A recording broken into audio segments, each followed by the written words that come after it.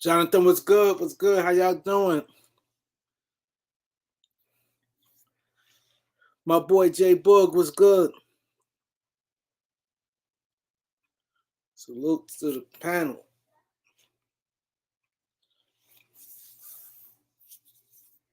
That Karis LeVert thing, boy. Cleveland gonna be good. Zay was good. A lot of people tell me that.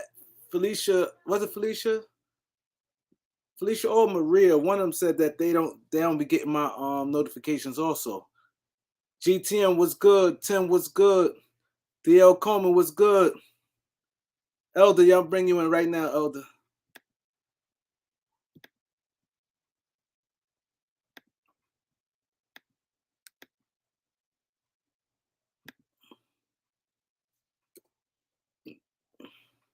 Carl was good. Chosen One was good. Laker fan was good.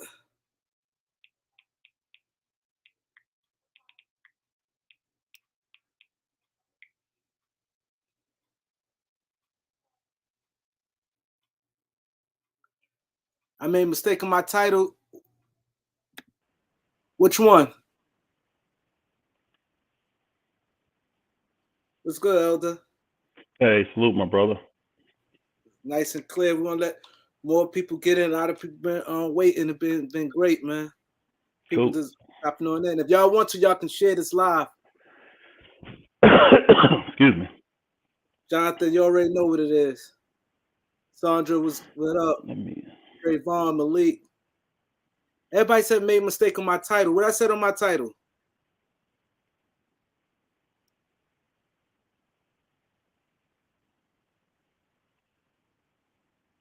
Oh, yeah, I'll fix it. I'll fix it. Thanks, guys. I appreciate that. Antonio Broom was good. It ain't no more light, really. Huh? It don't matter. I don't think it's necessary. Yes. We definitely gonna get to y'all questions. Definitely, we're gonna answer y'all questions. It's gonna be great. We're gonna touch on a lot of different things. A lot of guys been waiting for this, so I definitely appreciate you guys, man. Eric, what up, Eric? Well, we're gonna get into all that, Zay. We're gonna get into all that. And someone asked me earlier, no, it's not a debate show. This is us discussing basketball. Us discussing basketball, and we both give our opinion. This is not a debate show. Someone asked me that earlier. Asked me, was we going to be debating? We can get together without debating, bro. Paul, how you doing, Paul? Yeah, LeVert. Yeah, Cleveland going to be strong. When you think we should hop in on this, Elder?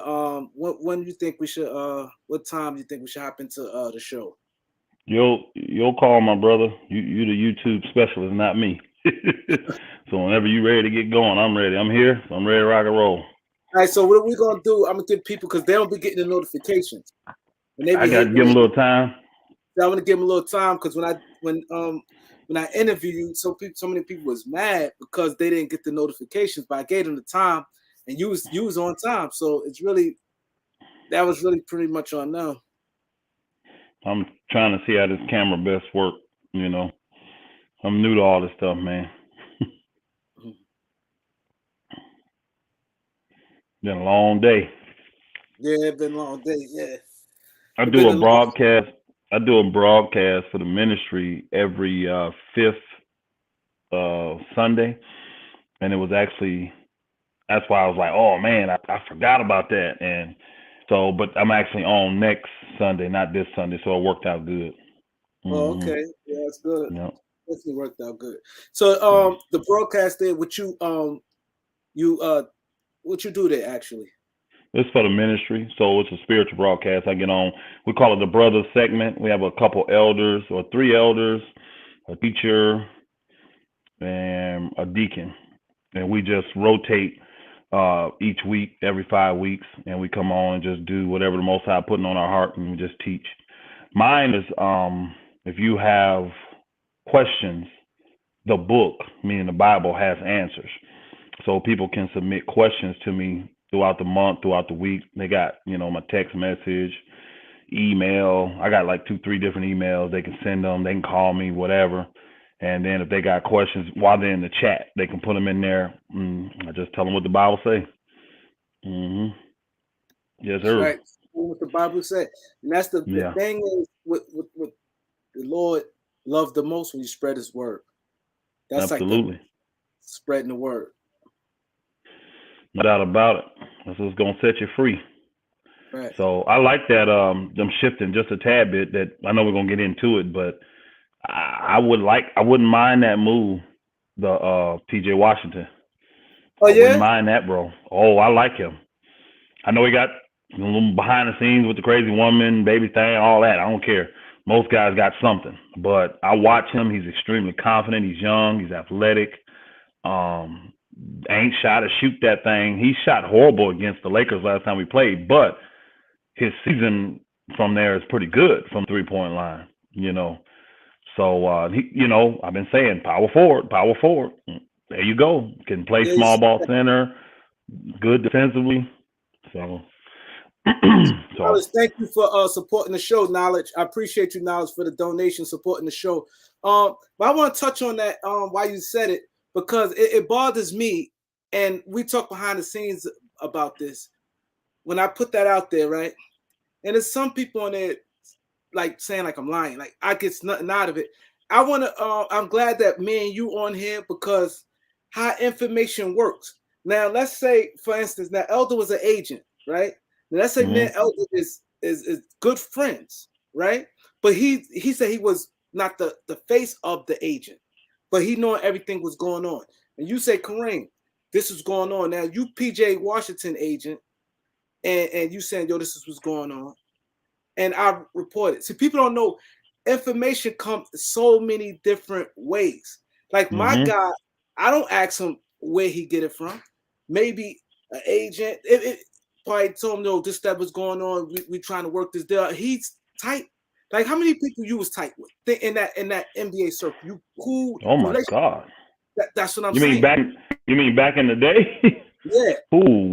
I mean, when I was a recruiter, bro, hundreds. You know what I'm saying? I had somebody in pretty much every NBA city. You know what I'm saying? And then cities that didn't have NBA teams, they had players in those areas. So you're talking hundreds of guys that were connected to hundreds and thousands of people. So, these organizations got thousands of people working for them. Y'all think it's just the 15 players? You know what I'm saying? And the 5 coaches? No. And that's why I be trying to explain to people. And what gets me mad, when I say something, or mostly with us brothers say something, it always a question or something. But when and to be honest, they think it's because somebody on TV, they make up stuff all the time. Like them guys you see on TV, the like Nick. I'm not saying Nick Wright do it, but I'm just giving an example. Guys like Nick Wright, who's on TV, Chris Broussard. Chris Broussard got caught making up shit a few times. He got caught with things like this. That's how he felt, and he put it out there. He got caught a few times like that. So while their word is born, and someone like us that fortunate that we happen to know some people, you know what I'm saying? It just I feel that you guys should be happy that someone that's sharing this information with y'all. Don't think, and people always, I ain't see it nowhere. I ain't see it. How many times I said something, y'all ain't see it nowhere, and then y'all seen it afterwards. Y'all was like, wow, he's not saying, like, it comes, and that's why I'm glad that you're on here. We could educate some people how these things work, because people, of course, some of it gonna be bullcrap. It's gonna get thrown out there. You know what I mean? But we could start now with the trade. How you felt about the Cavs trade with Caris LeVert? Great trade for both teams. I think a lot of times people, especially on the YouTube platforms and stuff, they look at it from strictly fan perspective, and that's the wrong thing to do, because the NBA is a business first and foremost. These teams, they are businesses first and foremost. So you really look at it from the wrong perspective, because things have to fiscally work first before you can even make the assets and the trades work. But that thing with the Cavs, because of the desires they had Sexton go down, right? He was a 20 to 25 point scorer a night. from the guard position. They needed to replace that. You see what I'm saying? So now you bring LeVert in. He's bigger and can score on that same level, right? And so now you got a replacement for Sexton. Garland has slid into that point guard position, distributing and all of that. So he's doing a great job. You want to leave him there, let him develop. We just need a guy to do what Sexton did, because people don't realize, even though Sexton was listed as a point guard, he's like a new age point guard. He's a small, really, he's a two guard. He functions like a two guard from our era, but they just call him a point guard because he really wasn't a creator. He was score first. The creation comes from give me a bailout when I can't get a shot off. You see what I'm saying? Kind of like Russell Westbrook, people like that. And a lot of these modern new age guards. So you got, what's his name, Garland, who's playing that role now. He's playing a true point guard kind of role where he's creating, getting good assists, can score a little bit, do a little bit of everything. Now you need a score at the two guard position. Well, boom, here comes Caris LeVert. And he's perfect for that position. Ain't going to hurt nothing. Don't have to have a ball in his hand. Now, when he's cooking, you want the ball in his hands. Give it to him, get out his way, let him do his thing.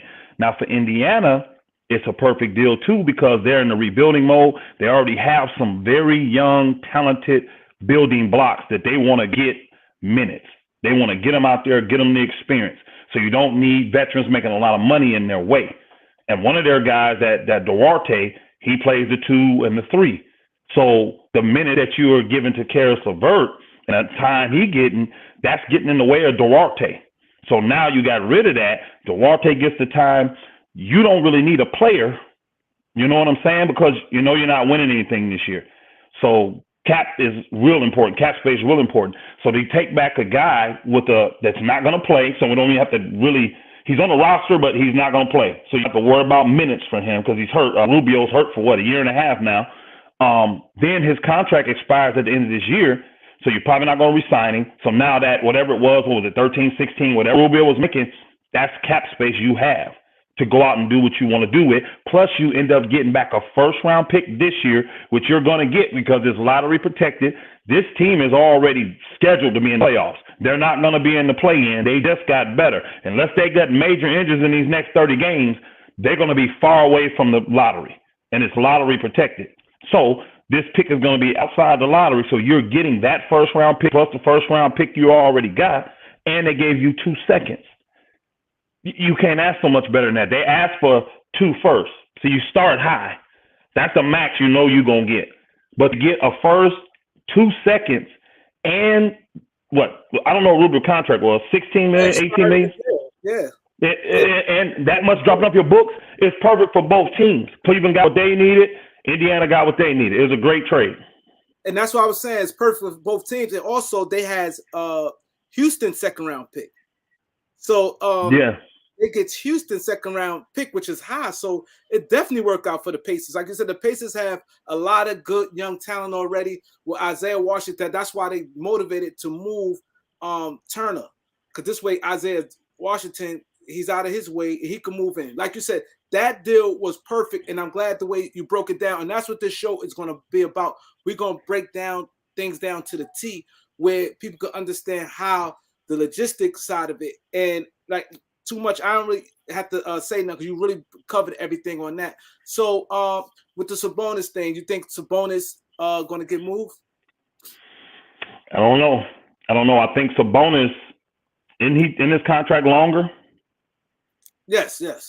Yeah, so teams going to have to want to take on the salary of Sabonis, and they're going to have to look at Sabonis and see if his skill set matches what they need. Sabonis is like a poor man's Jokic, is what he is. He's a big man that can score, rebound, pass. He's not ultra great defensively, but he's not going to hurt you. You know what I mean? But he's a playmaking big man is what he is. So a team has to look at that and say, my guards don't do that good a job at playmaking. Maybe they just good scorers. So now I can run my stuff through Sabonis as the playmaker from the high post, things like that. The problem is in 2023, not this summer coming up, but the following summer, that's where everybody wants to have cap space because the real Jokic, Nikolai Jokic, is he's going to be a free agent. So teams want to have cap space available to sign that dude. So things like that may ultimately hurt, like if a team, I'm not going to take Sabonis commit to his contract when I have a chance to get Nikolai Jokic, a year from now. So I in the rumblings that I've been hearing, I just haven't heard anything solid enough to make me think that they're going to move him, because I think they want two first round picks for him as well, right? Yeah, and Washington is interested in him. Who is? Washington, they was pretty much trying to throw out Davis Bertans, Rudy Hachimura, and they was going to offload the 2 first round picks with that. But see, I think the sticky point was Davis Bertans contract.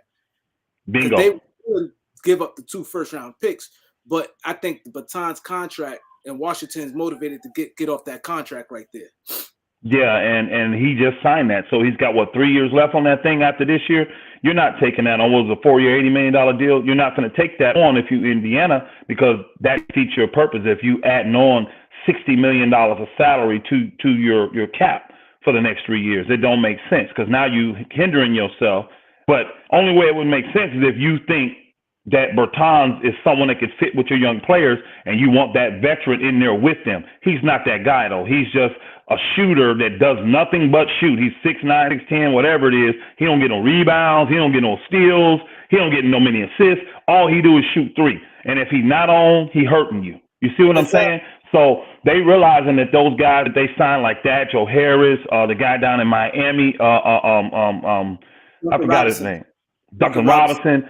Them too big of contracts for what these guys are producing. So these teams are trying to get up off them contracts and sucker teams into paying for shooting. Indiana not going to be that dumb, though. They're not going to be that dumb.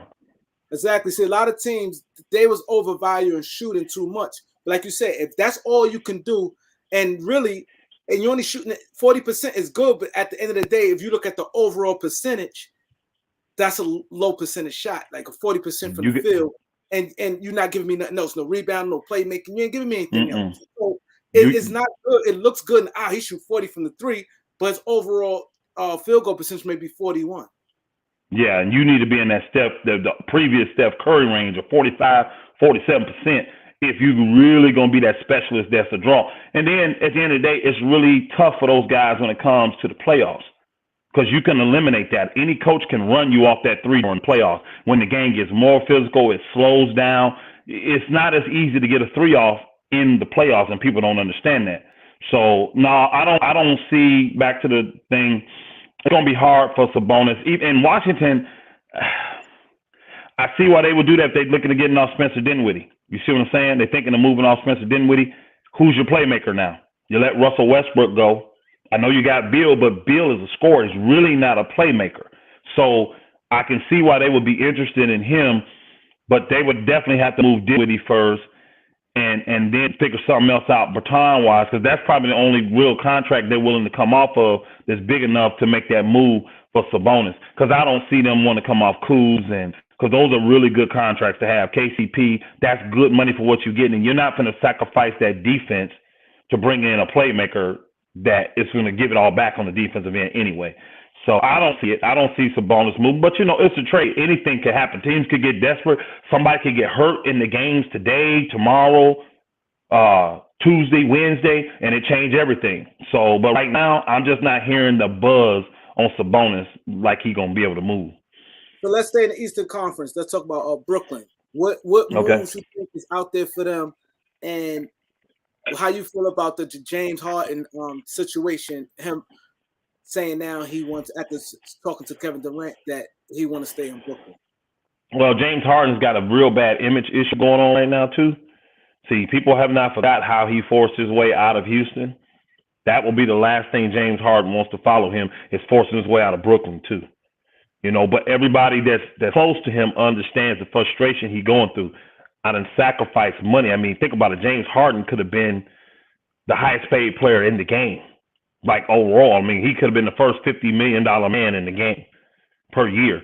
And he turned all that down, left a team that was built for him, where they had brought players over for him to win a championship. And now he's getting here and he's not seeing the commitment level that it takes to win a championship. Not that he's ever won it, but he knows what it takes. And so He's frustrated. And he's a Cali boy. I mean, I don't know too many people from Cali that really want to live in the Brooklyn area. You know what I mean? I was talking about that last night. That's a hard transition for them cats. Now, he was in Houston. He did OKC a little bit because I'm hearing the rumblings on that side that he don't like living in Brooklyn. He don't like being in that area. But he was willing to sacrifice that to win.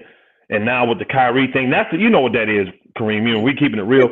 The problem is Kyrie. Kyrie, not full-time. James Harden got a problem with that, but he cannot verbalize that publicly because that's going to be a major PR hit to him, and he's already got a bad PR hit from coming from Houston.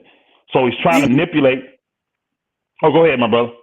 Well, even though most people would side with him on that end, but that will definitely collide with the with the teammates and stuff where you directly come out your mouth and say that it would be nasty. So you cannot do that.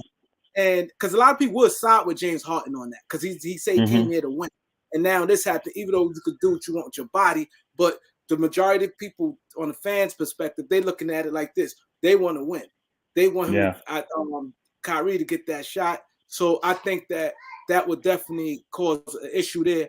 And it will just destroy the locker room. And I think that would pretty much destroy their season because Kyrie, his mentality, he wouldn't sit back lightly with that. And I just think that Brooklyn, they need like other pieces. They missing a lot. Like they top heavy, but they don't have a lot of guys to do the winning plays on their team. Yeah. They don't have guys to do the winning plays. I think they do have some dogs on their team.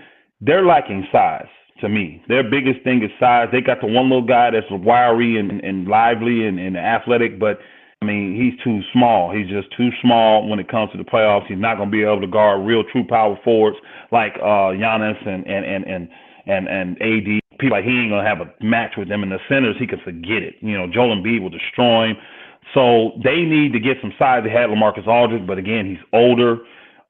Me personally, if I'm Brooklyn, if I can move off of Joe Harris's contract, trick somebody into that, and get some quality veteran wing players that can play good D, 3-4 guys, really more 4, because I need some people to battle Giannis is what I need. Or get with like a Sacramento or team, because Sacramento got so many centers. I think of them off the top of my head. Get with one of them teams and get almost any of their centers would help them because they're younger. Most of them are athletic. You know, even if it's 10, 15 minutes a night, you need that though because you're not going to get that reliably from LaMarcus Aldridge and what's his name, the Flyer, or used to be able to jump, Griffin. You're not getting it from them old dudes. So that's the minor moves if I'm Brooklyn that I'm looking to do, you know, to get them kind of guys in there. And there are teams out there in Brooklyn, guy will spend the money or do whatever, so they can make them kind of moves. I like you said with Sacramento, they could send Mo Harkless and Tristan Thompson. That would be perfect. You get playoff experience with Tristan Thompson. Tristan Thompson, he big enough to bang when Giannis come down the middle. He get a lot of offensive rebounds. And Mo Harkless, he hit the corner shots and he kind of battle tested. He played in the playoffs. He plays solid defense. So like you said, that's a wing and that's a big right there for them right there. For Joe Harris, I think that'd be an excellent trade. Yeah, I don't think that Brooklyn would see that as the value they want back for that with the money they put in him, so they would want more than that. I think they would look at it and say that our best option to get like a Tristan Thompson is to wait until he goes into the buyout and then just sign and move a guy off the roster and make room instead of taking on, because Tristan makes some money. He make like what, 10, 12? He makes some money. So I don't think they want him for that money, but I think they would take him if he came in the buyout type of market because they know the two teams that's got the greatest upside for buyout people is Brooklyn and LA, because adding them to the mix, giving them a role, puts you in a position where these guys think we could win a chip. I could be a major a major piece in helping them win a chip because they need this role. They need this on their team. So Brooklyn and LA, the Lakers, they're going to have a leg up when it comes to that.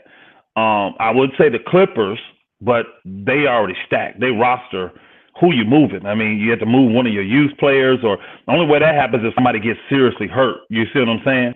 So the Clippers is really already stacked with what they're going to have, even if Kawhi comes back or Paul George come back. But Brooklyn, they're even the moves they make, I got no faith in them, bro, because them stars, man, it's too much going on. KD's health, Kyrie's availability, Harden's commitment, all that stuff is huge when you kind of win a chip, and they don't have it. They don't have it. So I don't have the faith in them putting that thing together. I really don't. That's why I think if they can't, even though you can't wait for Tristan Thompson to buyout, but it would be smart for them to make that deal because Tristan Thompson and Hawkins is coming up the books. And that would save them some money to re-sign Harden. You'll be getting rid of all Joe Harris money just to get Harden. So I'd rather do that to get the money. You know, this way it saves you some money when it comes to free agency because Harden won a boatload of money. And you got to get off Joe Harris' contract. So I'd do that if that's the way to get off Joe Harris' contract. I don't think they have to because, again, he's already with the team and he got traded there. So they can go over the cap to re-sign him. It's just up to the owners if they want to pay that loot, which obviously they do because they put the extension out there. He could have signed it. You see what I'm saying? So he declined to sign it. So now if he opts out, that's a whole nother story now. That's a whole nother story. But that's a tricky thing. I think if they can make a good run and get to the chip, if they get to the chip, even if they lose it, they get there, I think that's a good thing to convince Harden to come back. But if they get bounced in the second round, bro, or the finals, Eastern Conference Finals, I think he's gone, bro. I think he's gone. And it's crazy with that, though, because you really need to trade for Harden. With that kind of money coming in, you really can't afford to do a sign and trade. Who's going to have the money for that sign and trade? Nobody. 50 mil? You have to give up 5-6 players to make $50 million up. So he needs to be traded, not sign and traded or walk in as a free agent. And so I don't know. I really don't know what's going to happen with that situation, man. I really don't. Okay, so we're going to start in the Eastern Conference. Philadelphia, then with Ben Simmons. Any moves out there that you've seen that you would take with Philadelphia, or you'll just let them sit? I think what I do for Philly, if Philly needs to make trades, what Philly needs, with Ben Simmons? Any player on the roster, but Ben Simmons is a guy. Let's right start now. With that. Yeah. If I'm Philly and I can't get a playmaker back, I'm not getting rid of Ben Simmons. And the only reason I'm saying that again is because they're not losing no money. That money's going to escrow. Once it sits for so many days, they take it back. So they're not losing anything from Ben sitting besides the player on the court. They're not losing money. This is a business. Why make a move to hurt yourself when you don't have to, when it's not costing you anything? So it's just they have no motivation unless they get what they want, especially when I know that there's always more people available during draft. Contracts kick in like Shai Gilgeous-Alexander. He goes from making $5 million to $28 million. That's a much easier thing to do. Shai Gilgeous-Alexander, to my knowledge, is like third or fourth on Philly's list of playmakers they want to get back in to go with Joel Embiid. So if I don't get the exact playmaker and draft picks I want, I'm moving right to Oklahoma City in the summer, and I'm getting Shai Gilgeous-Alexander and all them draft picks because that's what they got. What, 40 draft picks? 40, 17, yeah. 18 first-round picks? You telling me Philly's not going to be able to say, give me Shai Gilgeous-Alexander, Dort, whatever his name is, and 4 picks or 3 picks? Why would Oklahoma City not do that? Yeah. Now, the only reason Oklahoma City won't do that is because they don't have Ben Simmons traded, because I don't think Oklahoma City want to build around a guy like Ben Simmons. They would do the deal knowing that Ben Simmons is coveted by the other teams like the Lakers and Portland and, all the Sacramento. It'll be easier to do a deal through Oklahoma City than it is through Philly. But Oklahoma City would do that deal already having Ben Simmons move somewhere else. So that's what I see for them. They want to get off Tobias Harris contract.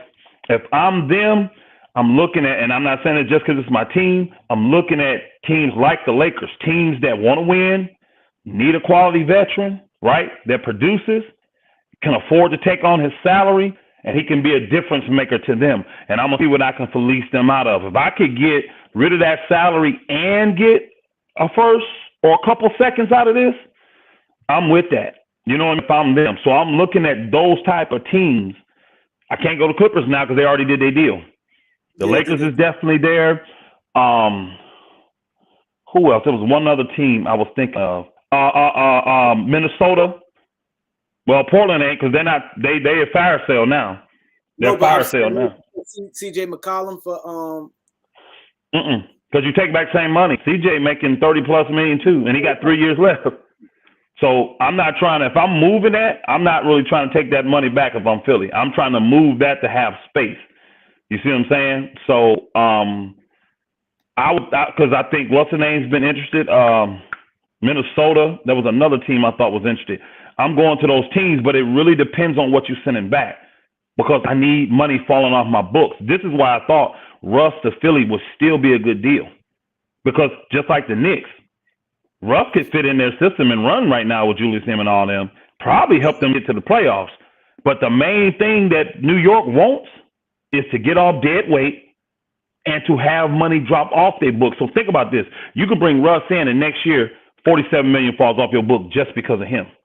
Plus, you send out contracts like Forte and O'Boy that have extended contracts. So they're extended money past that year, the 13 or the 18, whatever it is. It falls. You could literally see yourself as a Knick being $60-70 million, you know, in the good on salary cap. So then if Dame come up or somebody big player, you got the money to just sign them. Yeah. You got the money and you still got talent there. Yeah. So that's why the Knicks want Russ. That's why they want Russ. I'm not trying to get off Philly, but that's why they want Russ. Philly got to think that way. Even though you got Joel Embiid, get back the draft picks, get back that playmaker. If I'm them, I'm not doing nothing until the summer. Right now, since I'm not losing money. If I was losing money, it'd be different. But since I'm not losing money, I ain't doing nothing until the summer if I'm Philly. So you wouldn't do Ben Simmons for Halliburton, Harrison Barnes, Buddy Hield, and Marvin Bagley, Ben Simmons, and Danny Green? You wouldn't do that? Nope. Who's the playmaker? Halliburton. He's a hell of a playmaker. I don't think so. Playmaker. He's good. I don't think so. Hold on. I like Halliburton. He ain't the playmaker I'm looking for, though. I'm going to be honest with you. I like him as a player, but he's not the playmaker I'm looking for. You can have him. He ain't no Shai Gilgeous-Alexander. He ain't no SGA. He not Ben Simmons. He's not, he not James Harden. These are real, true playmakers. I don't put him on their level at all. I don't. No, I think he's a better passer than Shai. But when you playmaking, it's two things. I want to understand. It's playmaking is when you can make the pass and you can make the play for yourself. So he Absolutely. don't do that like Shai do, because Shai can get the pass and he can get the shot if the pass not there. But he can get the pass, and his finishing is not where it need to be right now. Nope. But been close. The pass. Halliburton can't get the pass though, and I think that he can play. Shai has shown me he's a dog too. Oh yeah. He ain't afraid of no moment. That booger hit half court shots, win games, and all this stuff. I see why Philly's super high on Shai. And then he's a cheap max guy because he's on that first year after the rookie deal. He's in the low 20s, high 20s, low 30s. I got him and developed him with N.B.A. plus picks. Plus I still got Tyrone Maxey there. Oh man, come on. Nah, I would not do that. And then think about this. I'm taking back your trash. I'm taking back your trash too. Because them guys, none of those guys are on expiring contract. Marvin Bagley is. Again, he's on a rookie deal though. That's no money. I'm talking about the big money. You got 22, 23 and what's his name? Hield, and you got even more than that in Barnes. Yeah, I'm not taking that back. No, I'm not taking that back. You're giving me your old garbage, and I say garbage. Not that any player to me is not garbage. No, I don't see no garbage players, no scrubs. You the man if you make it to the NBA. What I'm saying is you're giving me your bad contracts, your garbage, just to get my quality player. and throw a few picks in. You can have my quality player, but I need quality back.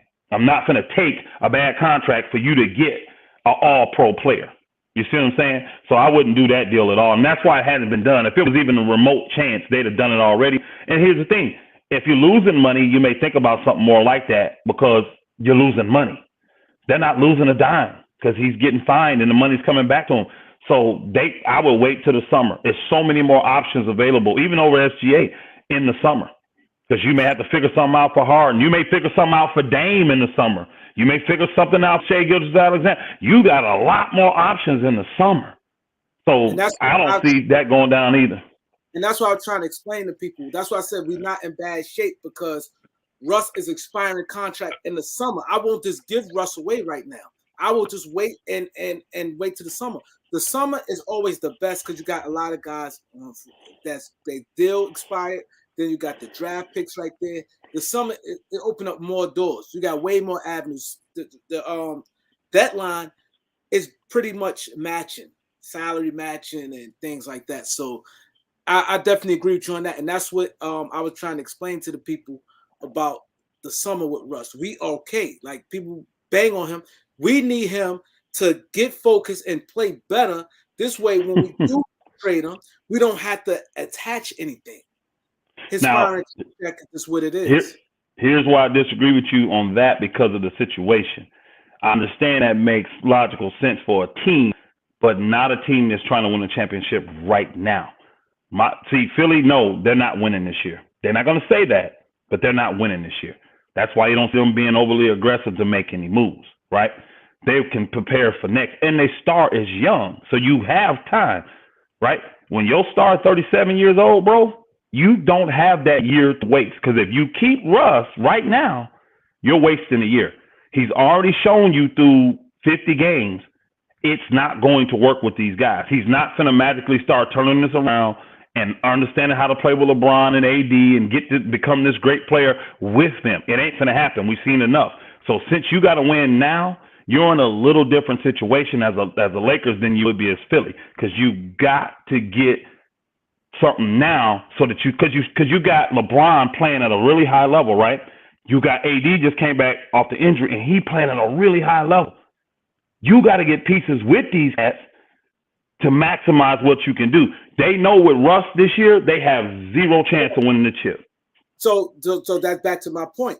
You just said Philadelphia, you just won't just give him away because it could stick you. Now, if we just give Russ away and get back bad contract, his contract's so big, 9 times out of 10, we're going to have to take back some bad contracts. And it depends where the contract falls. It may be past 23. I don't see no deals out there. Only deal I saw who had a path was the Knicks deal. And like you said, you wasn't crazy about the Knicks deal. And I'm not crazy about that Knicks deal. I didn't see anything else. So I won't just force him just to get out of there. Unless the John Wall and they got to go just mano a mano. But the thing about the John Wall deal, to me, which I'm fine with the John Wall deal, because I think they're two totally different players. Getting Russ off the court is the major help for you. You can make minor moves.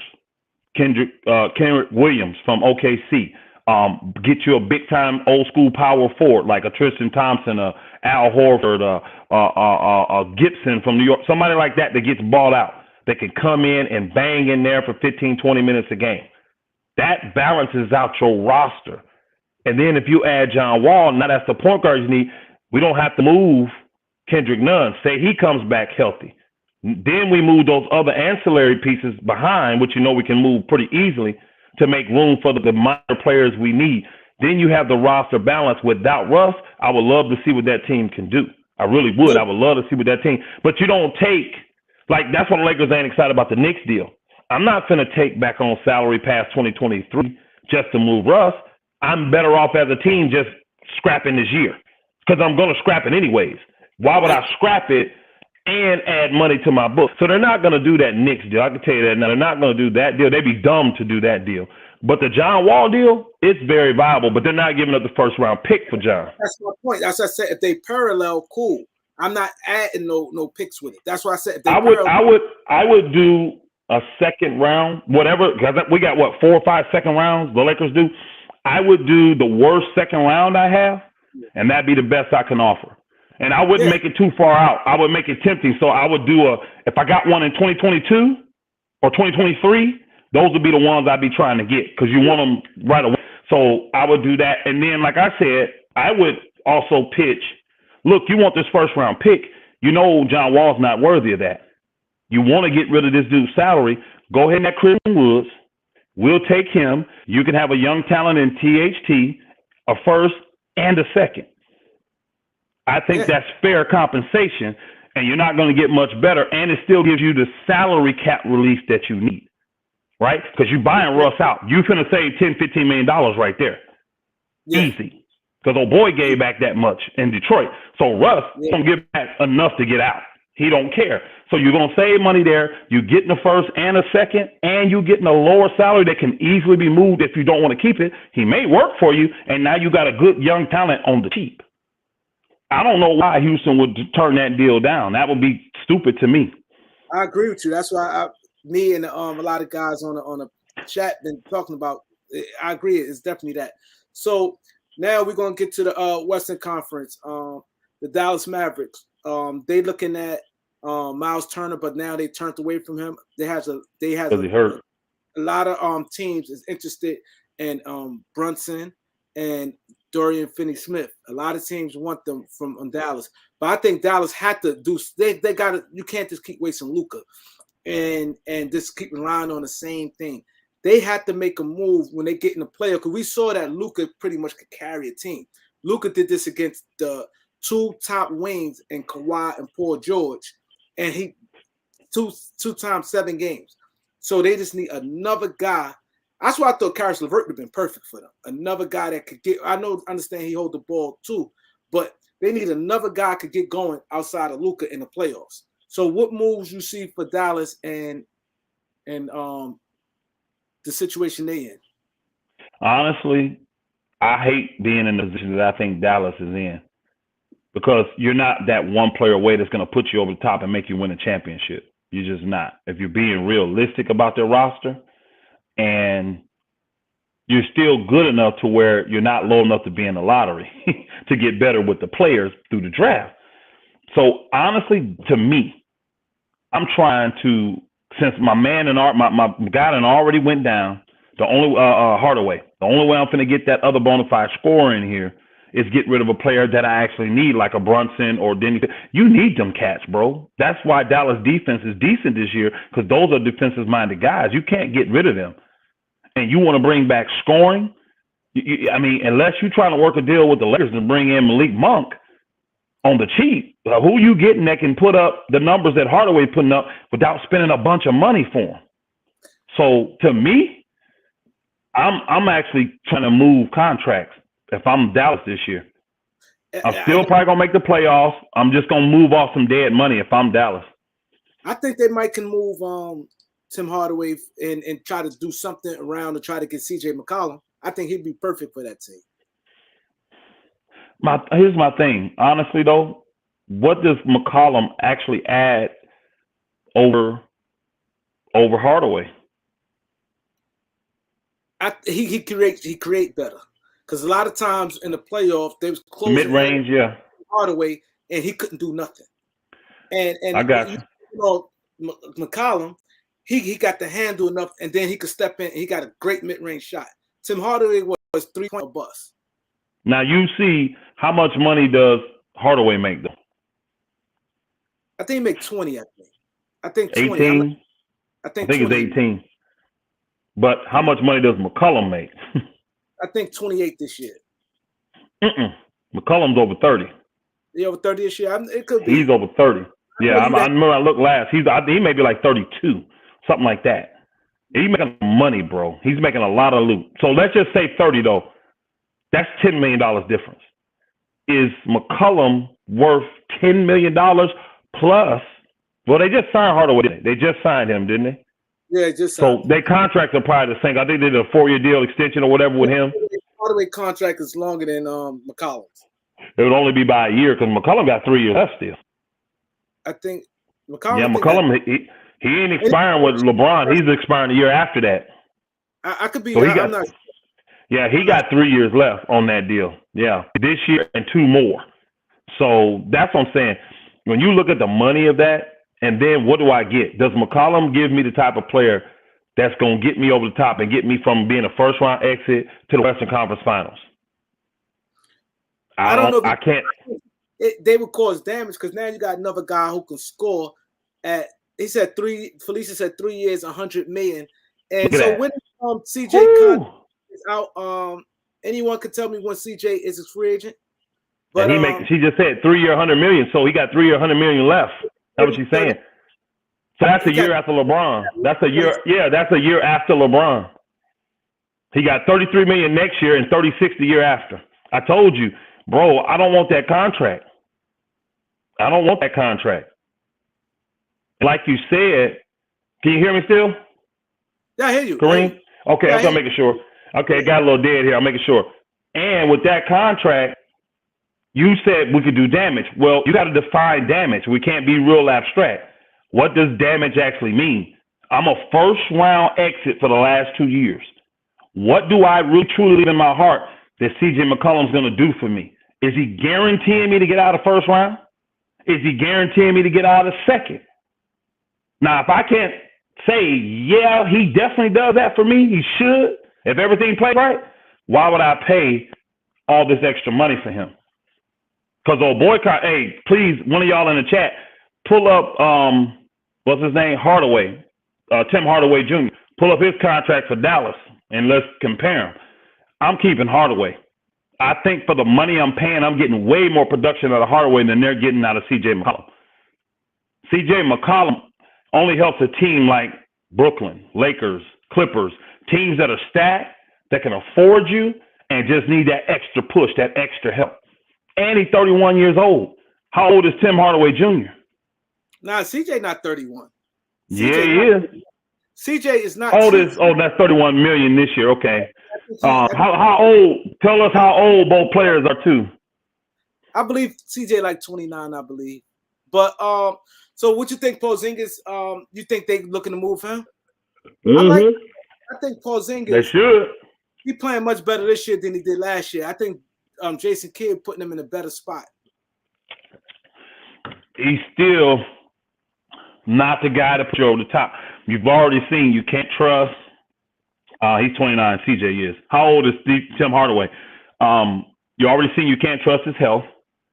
He really don't want to do nothing inside. He just want to shoot threes. I know he's playing a little bit better, but he's proven he's not the guy to get you over the top. Him and old boy don't really. You can tell they don't have that chemistry together. You can tell it from watching them. To me, they don't have it. So, CJ 30 years old. Hardaway is 29. I don't do that deal. But with old boy, if I can move him for picks, I would. I really would. I know that sounds harsh for how they got him from New York and all, but I would rather load up for the future. I really would, because he's just not a difference maker. Yeah, Hardaway signed a 4-year, $75 million deal. So that's 1, 3, 5, 8, 18 million. Yeah, that's like 18 million plus a year, like I thought, with Hardaway. So I'm keeping Hardaway for 18 million, and he's younger than CJ for 30, 33, and 36. I ain't doing it. I'd rather keep Hardaway. So let's go to the Denver Nuggets. Denver Nuggets, right now, they looking for something minor. They're not really active, and they would rather try the buyout market. They pretty much loaded. They got 2 guys that's hurt on their team, as Michael Porter Jr. and the slot shotgun, my boy Jamal Murray. I just think they just need to get healthy. What you think with Denver? Yeah, their main thing is to get healthy. Very bad contract giving Michael Porter Jr. that money. That was bad. I was not big on Michael Porter Jr. Even when I saw him, I said Michael Porter Jr. has ultra talent, but this right here wasn't good for me. I didn't like that. His effort as a young guy defensively, I'm like, it's so many holes in that.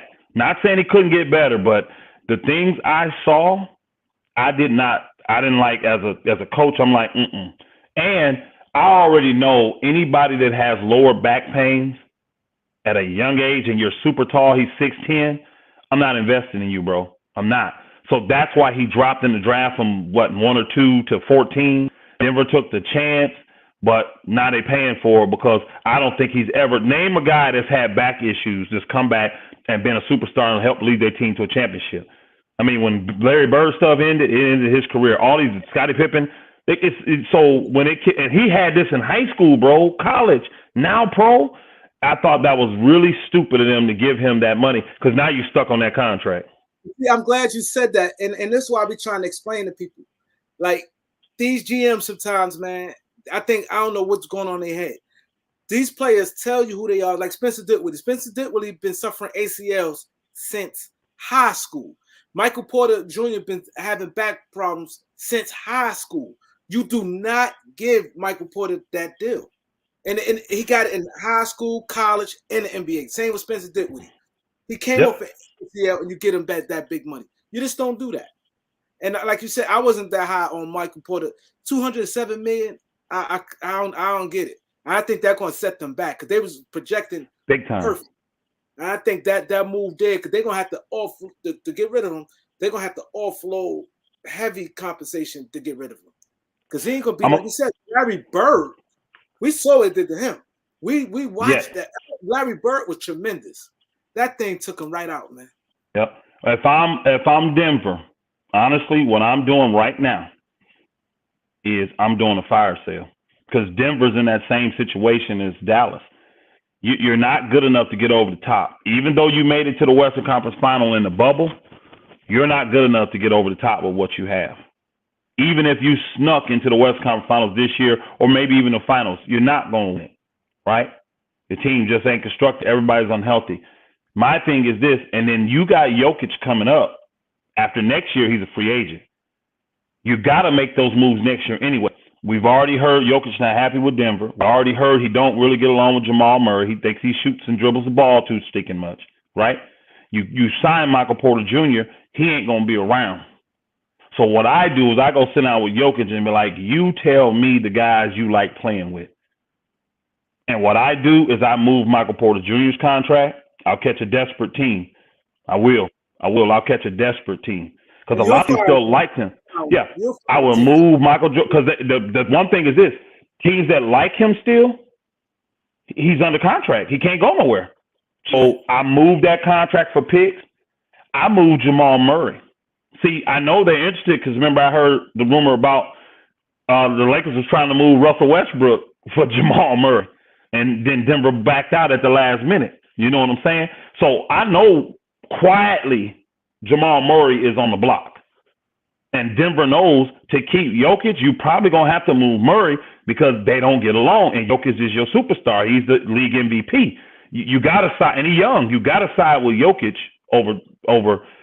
So I'm selling them all now while they hurt. Give me picks.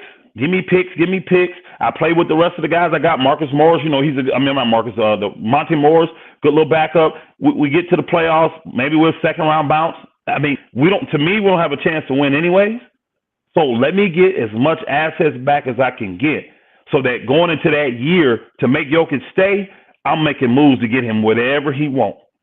He's still young enough to build around. You know, again, I know one brother in there said, I'm lying. He said it's not true. Jokic never said that. Bro, none of these guys are going to come and say that thing publicly, okay? This is the type of stuff you hear behind the scenes, and you know where there's smoke, there's fire. Jokic is not happy. And then here's the thing. Forget what everybody's saying publicly because that's for PR moves. Watch what they're doing publicly. Every single team in the league is trying to have cap space for 2023. You go pull up the free agents for 2023 and you tell me what the biggest name of the free agents is on there for 2023. The biggest free agent is Jokic. It's not LeBron because he's old. It's not Harden because he's a head case. The one that everybody wants is Jokic because they think he could leave Denver. So if he decides to bounce, they want to have the capabilities of moving him in like the Lakers did with LeBron. Now they got the cap space for him. moving them in like who just recently did that too, where they took on Kawhi Leonard. Remember, Clippers had room. Kawhi Leonard, boom. So Jokic is the prize in 2023. So yeah, you're never going to hear those guys come out. I mean, think about it. This is a brotherhood. Even if I got a player I don't like playing with, I'm not going to go to the public and tell you that. Why would I do that? Why would I do that? We may end up playing somewhere down the line again together. You know what I mean? So I'm not going to say that publicly that I don't like it. But where there's smoke, there's fire, definitely. And it's obvious from watching Denver and seeing the way they're moving, it's something missing with that team. And the problem is the team is not structured around their superstar. They don't have the pieces that fit their superstar the best. So Denver's got to make a decision if they're going to do that or not. And I think signing Aaron Gordon to that contract was bad. He's strictly a role player. He got good money. I think he got like $90 million, right? And Aaron Gordon, like he don't do anything over 4 years, I think. Yeah, but here's the thing that you like about Aaron Gordon: he's a junkyard dog, and he's extremely versatile, and he's very athletic. So Jokic probably likes him because he can do a lot of the dirty work in there that Jokic don't have to do. Think about it. Aaron Gordon could literally guard 1 through 4. I think he can guard 5s too, but I'm talking about legitimately. He can guard point guards, 2 guards, 3 guards, and definitely power forwards. Jokic don't have to battle with them dudes on that now. So if Jokic likes him, great. Now if Jokic don't, bye. Holla.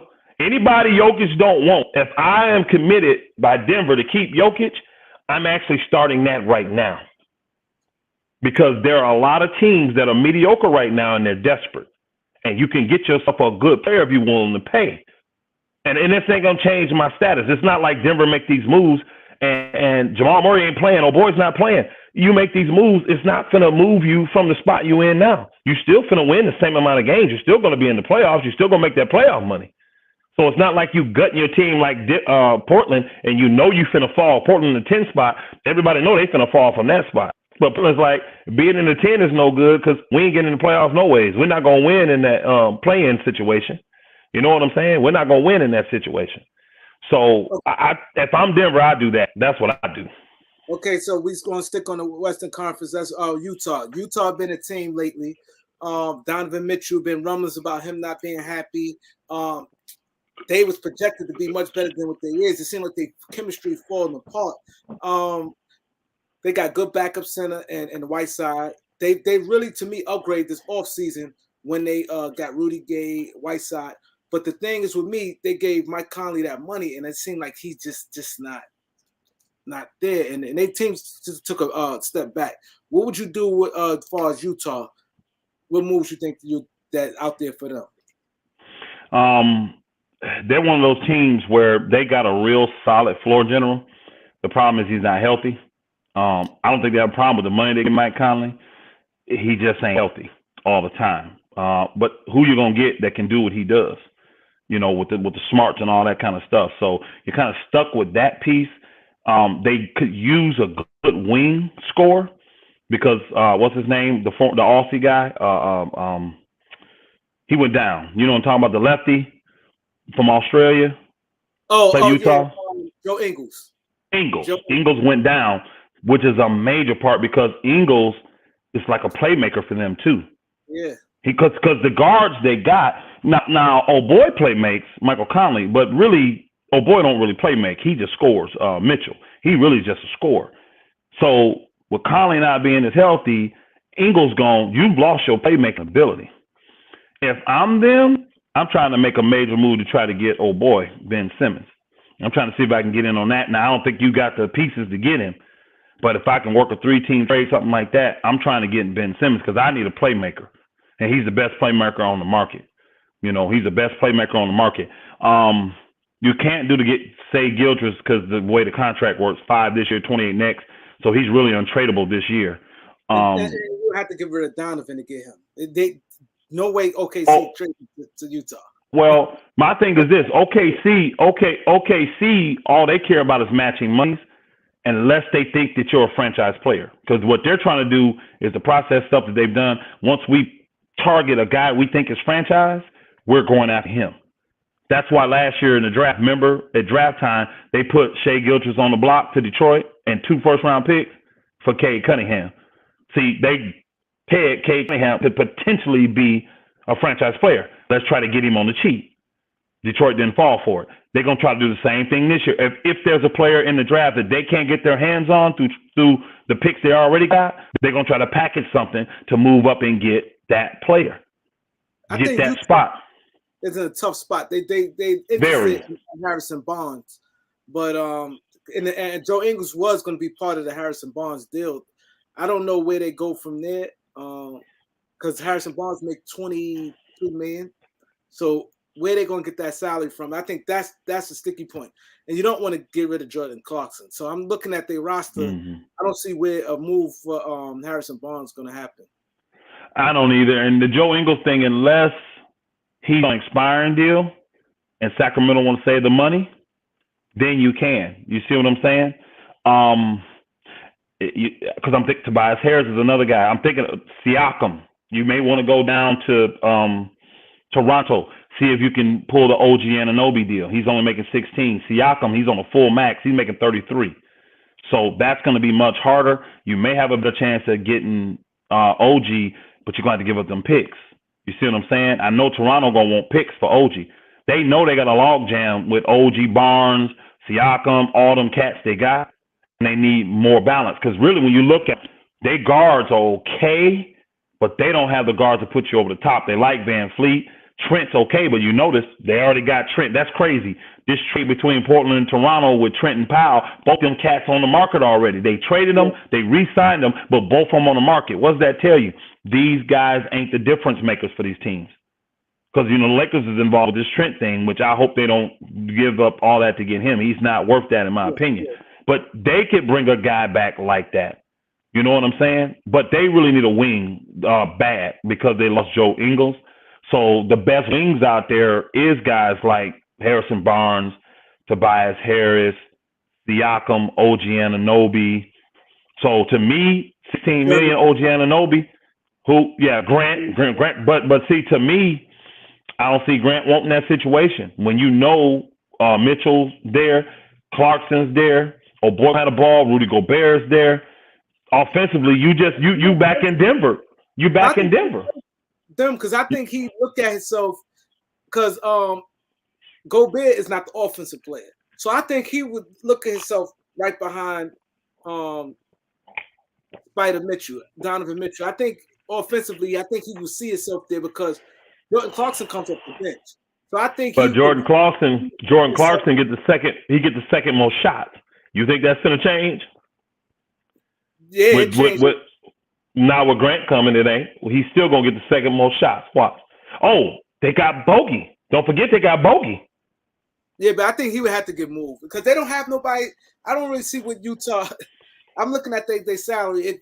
I had to look at the salaries. I don't move Bogey to get Grant and then take on, because remember, to get Grant, you got to take the 4 and 112. I'm not doing that. I'll keep Bogey. No, I'll keep Bogey. And I don't think Grant's going to agree to that. I think Grant would really view that and say, they got Mike Conley, Gobert, Mitchell, Clarkson. I'm not featured. I'm not going to be featured. I'm not getting what I want. I may get that money. Lakers is going to give me that money. If I'm going to do that, let them get rid of Russ, and I go play behind LeBron and AD. But they sold, you know what I mean? And Carson's getting them shots. Go look at it. He getting them shots up, bro. He ain't coming in getting 7, 8 shots a game. That boy getting 7, 8 shots a quarter when he get in. So, yeah, that ain't it. He wouldn't be featured. Think about that. Utah don't feature nobody anyways except old boy. And what's the knock on him?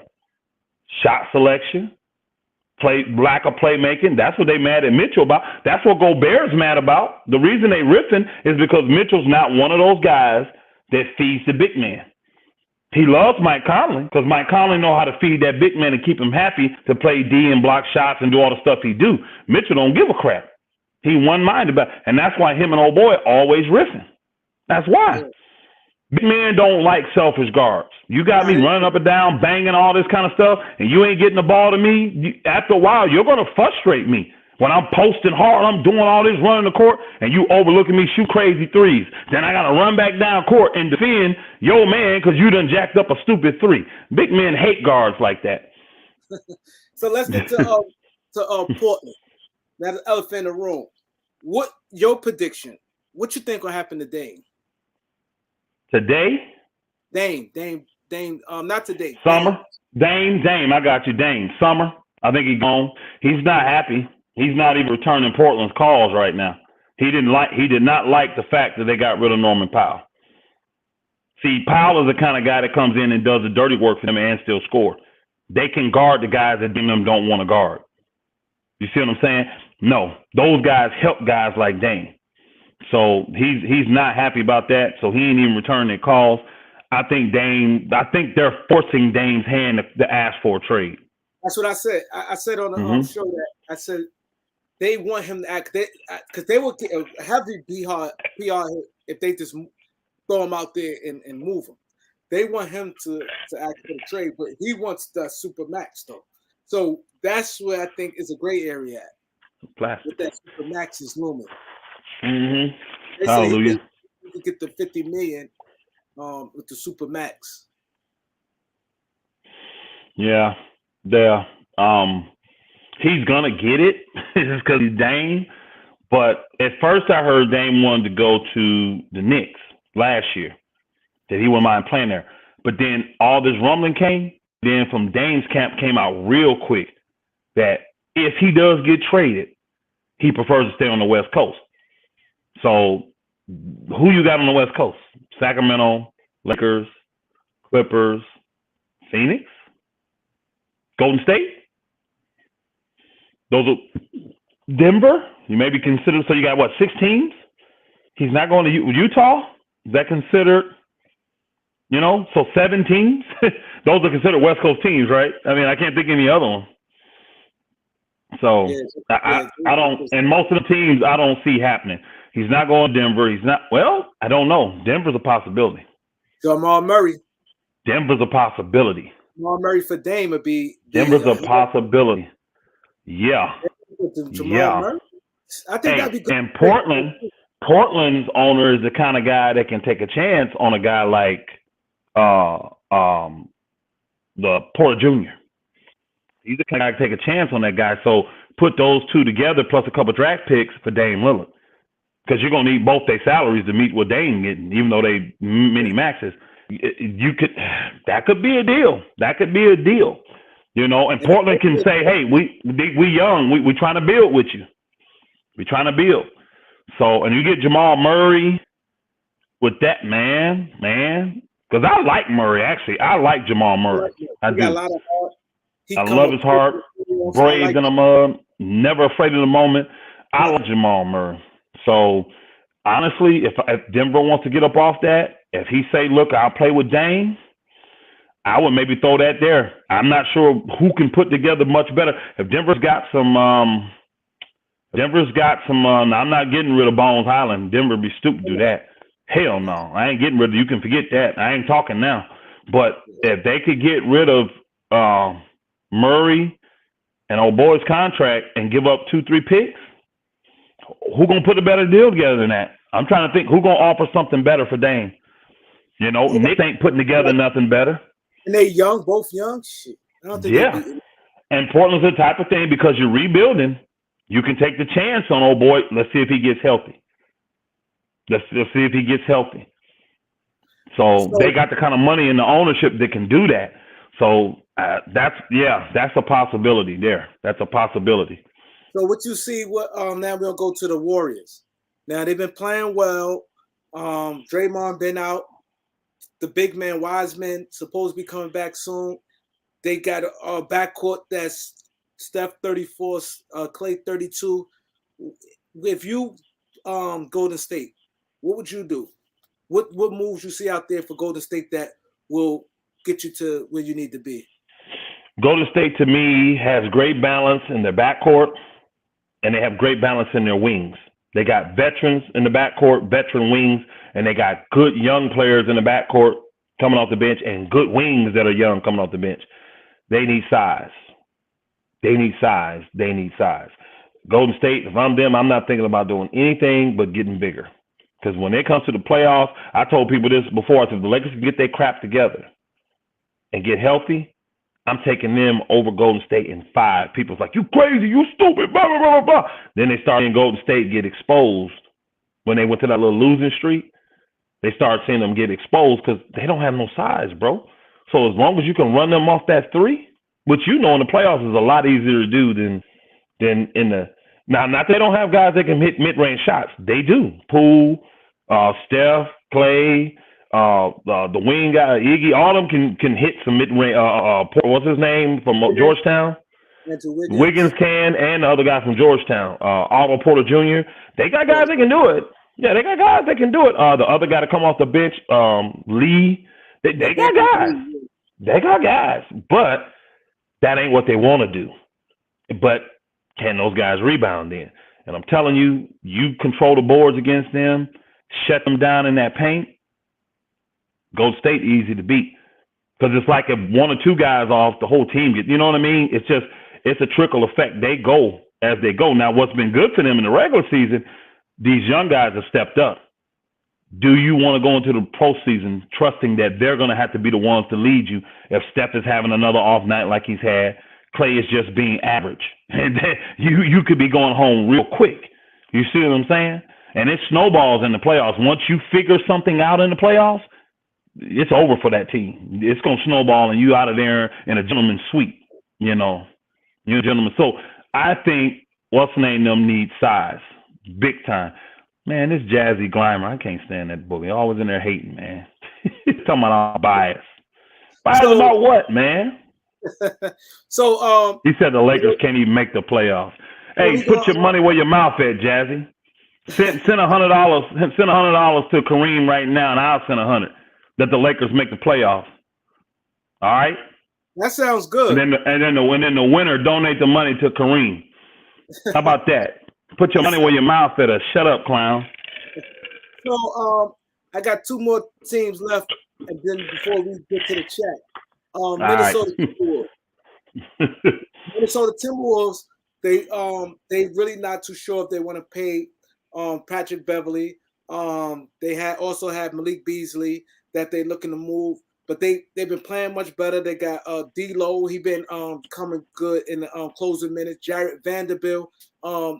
He came from nowhere and playing a hell of a game. And Cat been playing at a high level. And you got Anthony Edwards.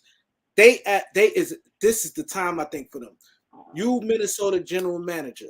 Now you're seeing right there because the playoffs. I think they could be dangerous because D-Lo is very dangerous in the closing moments. And like I said, Jarrett Vanderbilt get every rebound. He get all the hustle plays. They got some grit with them. What would you do, Minnesota? I hear they want to get rid of Beverly just because they don't think they can re-sign him next year, and his contract's up. So they're trying to get some assets for him. If I'm getting rid of him, I got to get something similar back from him. I need that glue guy that can shut these point guards down, cause havoc in that backcourt. I'd almost be willing to say skip it because I don't know who else you can get for him that's going to do that. You know what? If they move him and bring in like the guy that just got sent to Portland that's going to buy out, what's his name? Bledsoe. Because he still played great D. I like Bledsoe's D. He's a dog. He's strong. If you can replace him with him on the cheap and then get draft picks for old boy, I do that. That team is really balanced, though, Kareem. They got a lot of balance. They just don't have a ton of veterans. They young. They don't have a ton of veterans. So they need, like, veteran leadership is what they need. And sometimes it's just a maturation of time is what they need. Because I can't really think they got good big men, good young backup big men. Yeah. They got good big men. I like their wings. I mean, with Anthony Edwards, 6'7", whatever at the beginning, with old boy, I like their wings. I like their guards. Jalen McDaniels. I'm telling you, they're just young. Only thing I would do, like if I'm getting rid of Beverly, because he's one of my few veterans, I got to get a veteran back. So I was wanting somebody that has a reputation of being a locker room glue guy. and can get out there and perform enough to where guys are going to respect his word when he speaks. You can't get a Jared Dudley to go in there because they're not going to respect you. Look at you. We better remember you. Boston College, what is that? You know what I mean? They say stuff like that to guys like that. But a guy that can still come in, get out there on the court and put that work in for 20, 25, maybe 30 minutes a game if need be, and then his voice will be heard. If I'm getting rid of, and that's why they love Beverly. I guarantee those guys mad. I heard them talking. I was on old boys podcast. I was on what's the big man center they got? Be forgetting these dudes' names, man. Cat. I was on this podcast. He was talking about how much they love Beverly in that locker room. So I understand what so to say. We can't just let him go for nothing. But man, I'm riding him out, bro. I really don't want to get rid of him. And they the team to me. That's the team that can make noise if the seeding is proper in the playoffs. They can make noise. I said that. They are a bad injury. They are a bad injury away from another team making it to the Western Conference Finals on the sneak tip. I said that. So last but not least, our Lakers. Before we talk on to the chat and answer their questions. So Lakers. Now you know where we sitting at. I don't need to say much the details of that. With the Lakers, realistically, what their outcome, and I'm going to give my input also, but go ahead. It really depends on what happens with Russell Westbrook. It really does. I am a firm believer that the Lakers are committed to move him, and I believe they have plan A, B, C, and D to move Russell Westbrook. Don't know which plan they got to take yet, right? But I believe they are. If they don't move Russell Westbrook, I honestly believe that the Lakers will not make the playoffs. I don't think they'd even, I'm going to be honest, I don't even think the Lakers make the play-in. I'm serious. If we don't move Russell Westbrook, I don't even think we make the play-in. I really don't. We're in ninth. I see us falling if Russell Westbrook stays on the team. I do. Yep. But if you move Russell Westbrook, the height, and I know you say, woo, Elder, you crazy. The height that the Lakers can go in these last 30 games, I think they can climb their way all the way up to fourth or fifth by moving Russell Westbrook. Realistically, sixth or seventh.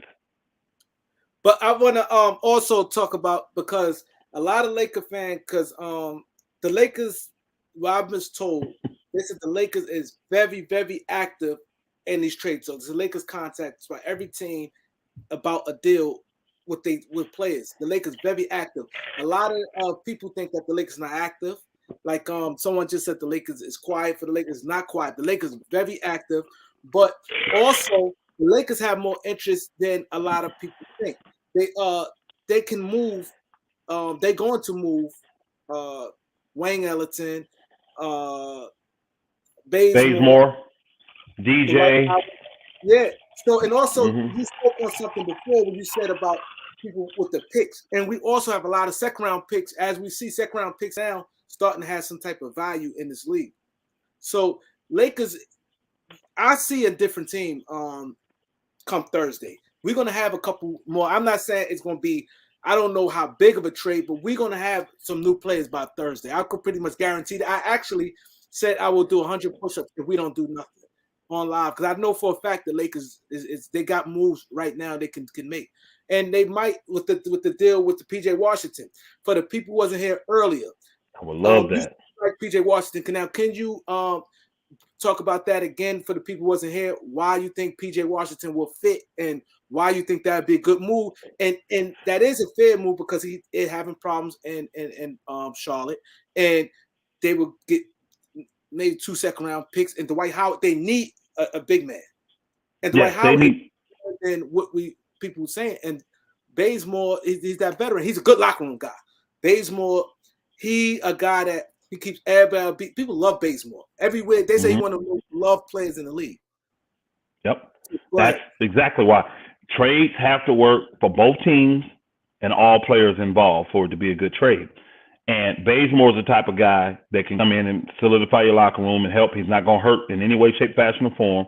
And he can be emergency break glass type of guy for your guards. He's combo. He can be big guard. He can handle it. He can shoot when he want to, and he can guard 3 men if he need to. they need size really bad. Well, Dwight Howard comes in and gives them that. And a banger in there, that's something they don't. And he's another veteran. The team's super young. They need some veteran leadership. So you bring in 2 vets and get rid of a young guy that's kind of a behind-the-scenes kind of issue, maybe stuff, don't want to deal with, don't want to pay, you know what I'm saying? So go ahead and get rid of him now, and then you bank on the picks. I get the veteran leadership to help lead us through the playoffs this year, and then I got picks to help build around that. So hopefully that works. And I think PJ fits the Lakers because the Lakers need still shooting. And if you look, I think I saw that boy was shooting like 39 or 40% from the three. I'm like, wow, I didn't know he was shooting it that good. And he's shooting threes. He's not shooting 1 or 2 a game. He's shooting like 5 or 6 threes a game. So he's a stretch 4. He's young. He's athletic. He's long. You see what I'm saying? It's exactly what he's defensive minded. So he's exactly what the Lakers need to come in and back up behind LeBron or even start. I mean, imagine the starting lineup with AD, PJ at the 5, because you can play him at the 5. He AD, played with Charlotte. I know. AD, LeBron.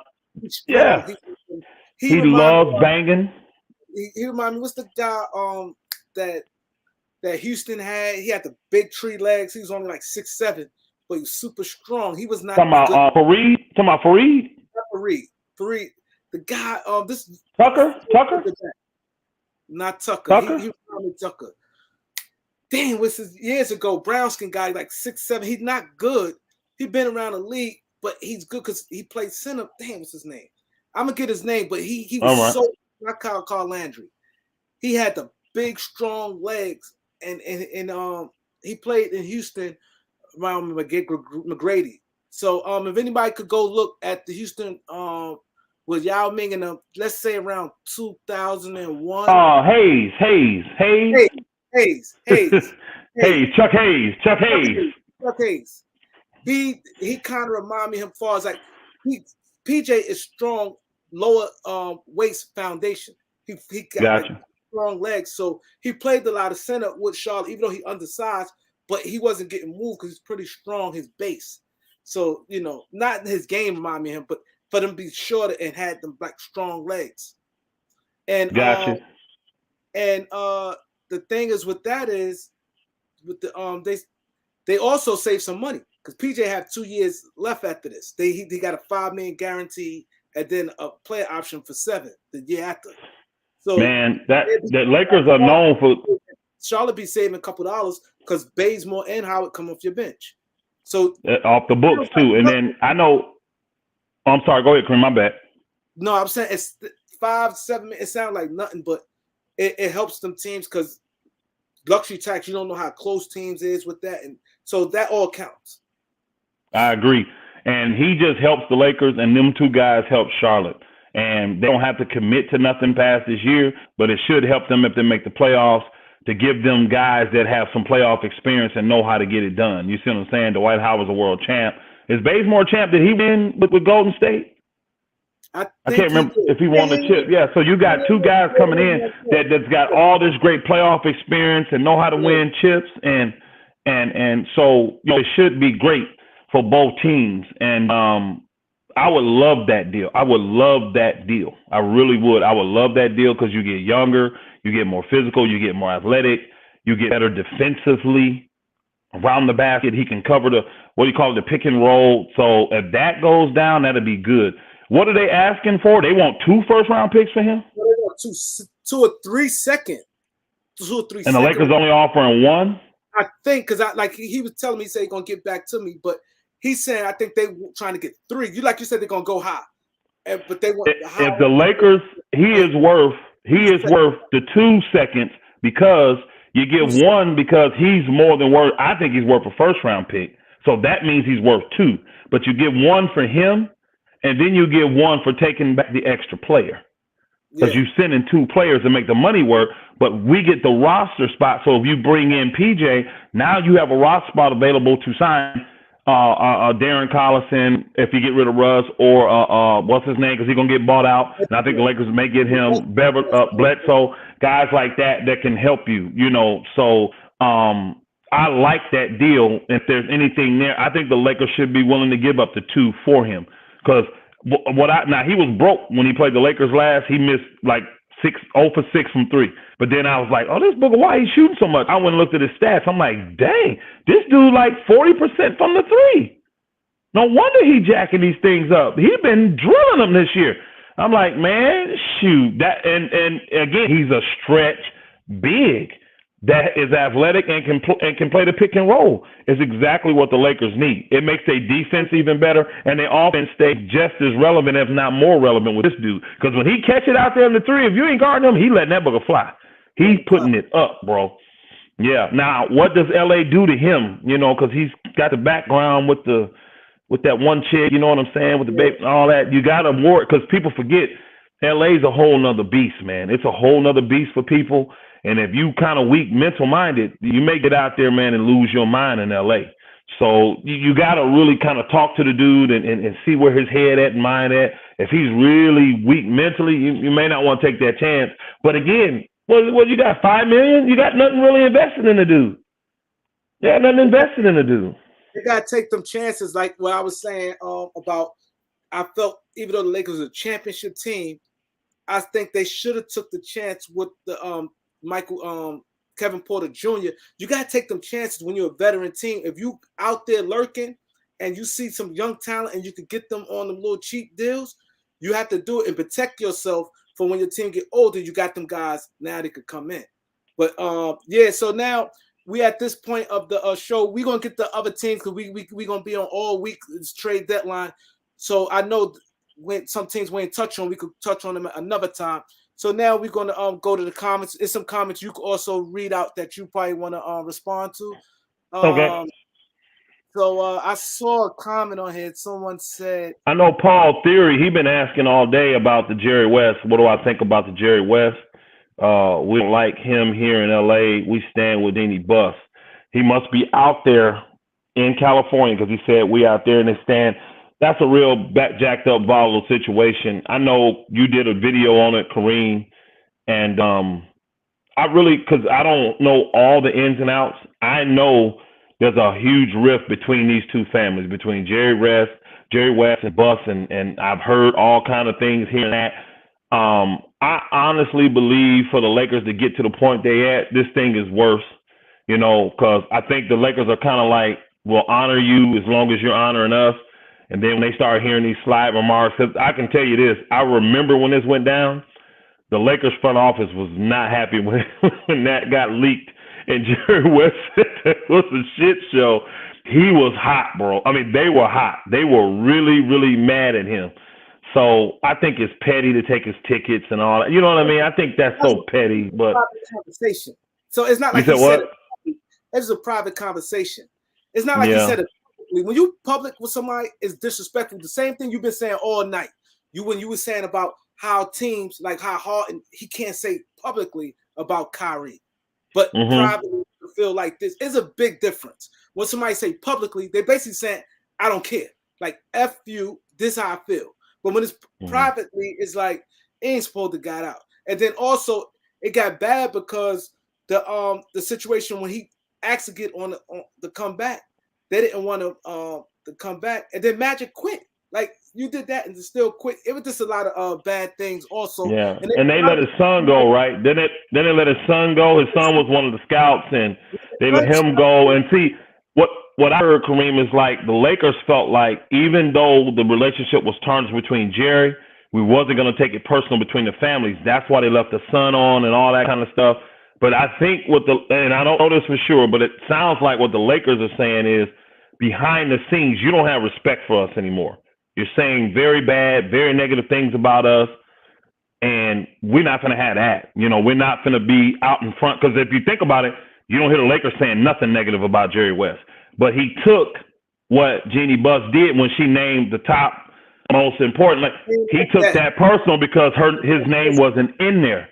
You know, his name and all that he had done for not just the Lakers, but the NBA as a whole. So it's just petty stuff going back and forth. But my real opinion about it is it's irrelevant. I don't care because that's personal family stuff. Let them two families work it out. I want them to stay focused on the Lakers and get this team right so we can win another championship. That's what I wish they would get focused on. Someone said about Snoop Dogg and AD having a problem with each other. I don't know nothing about that.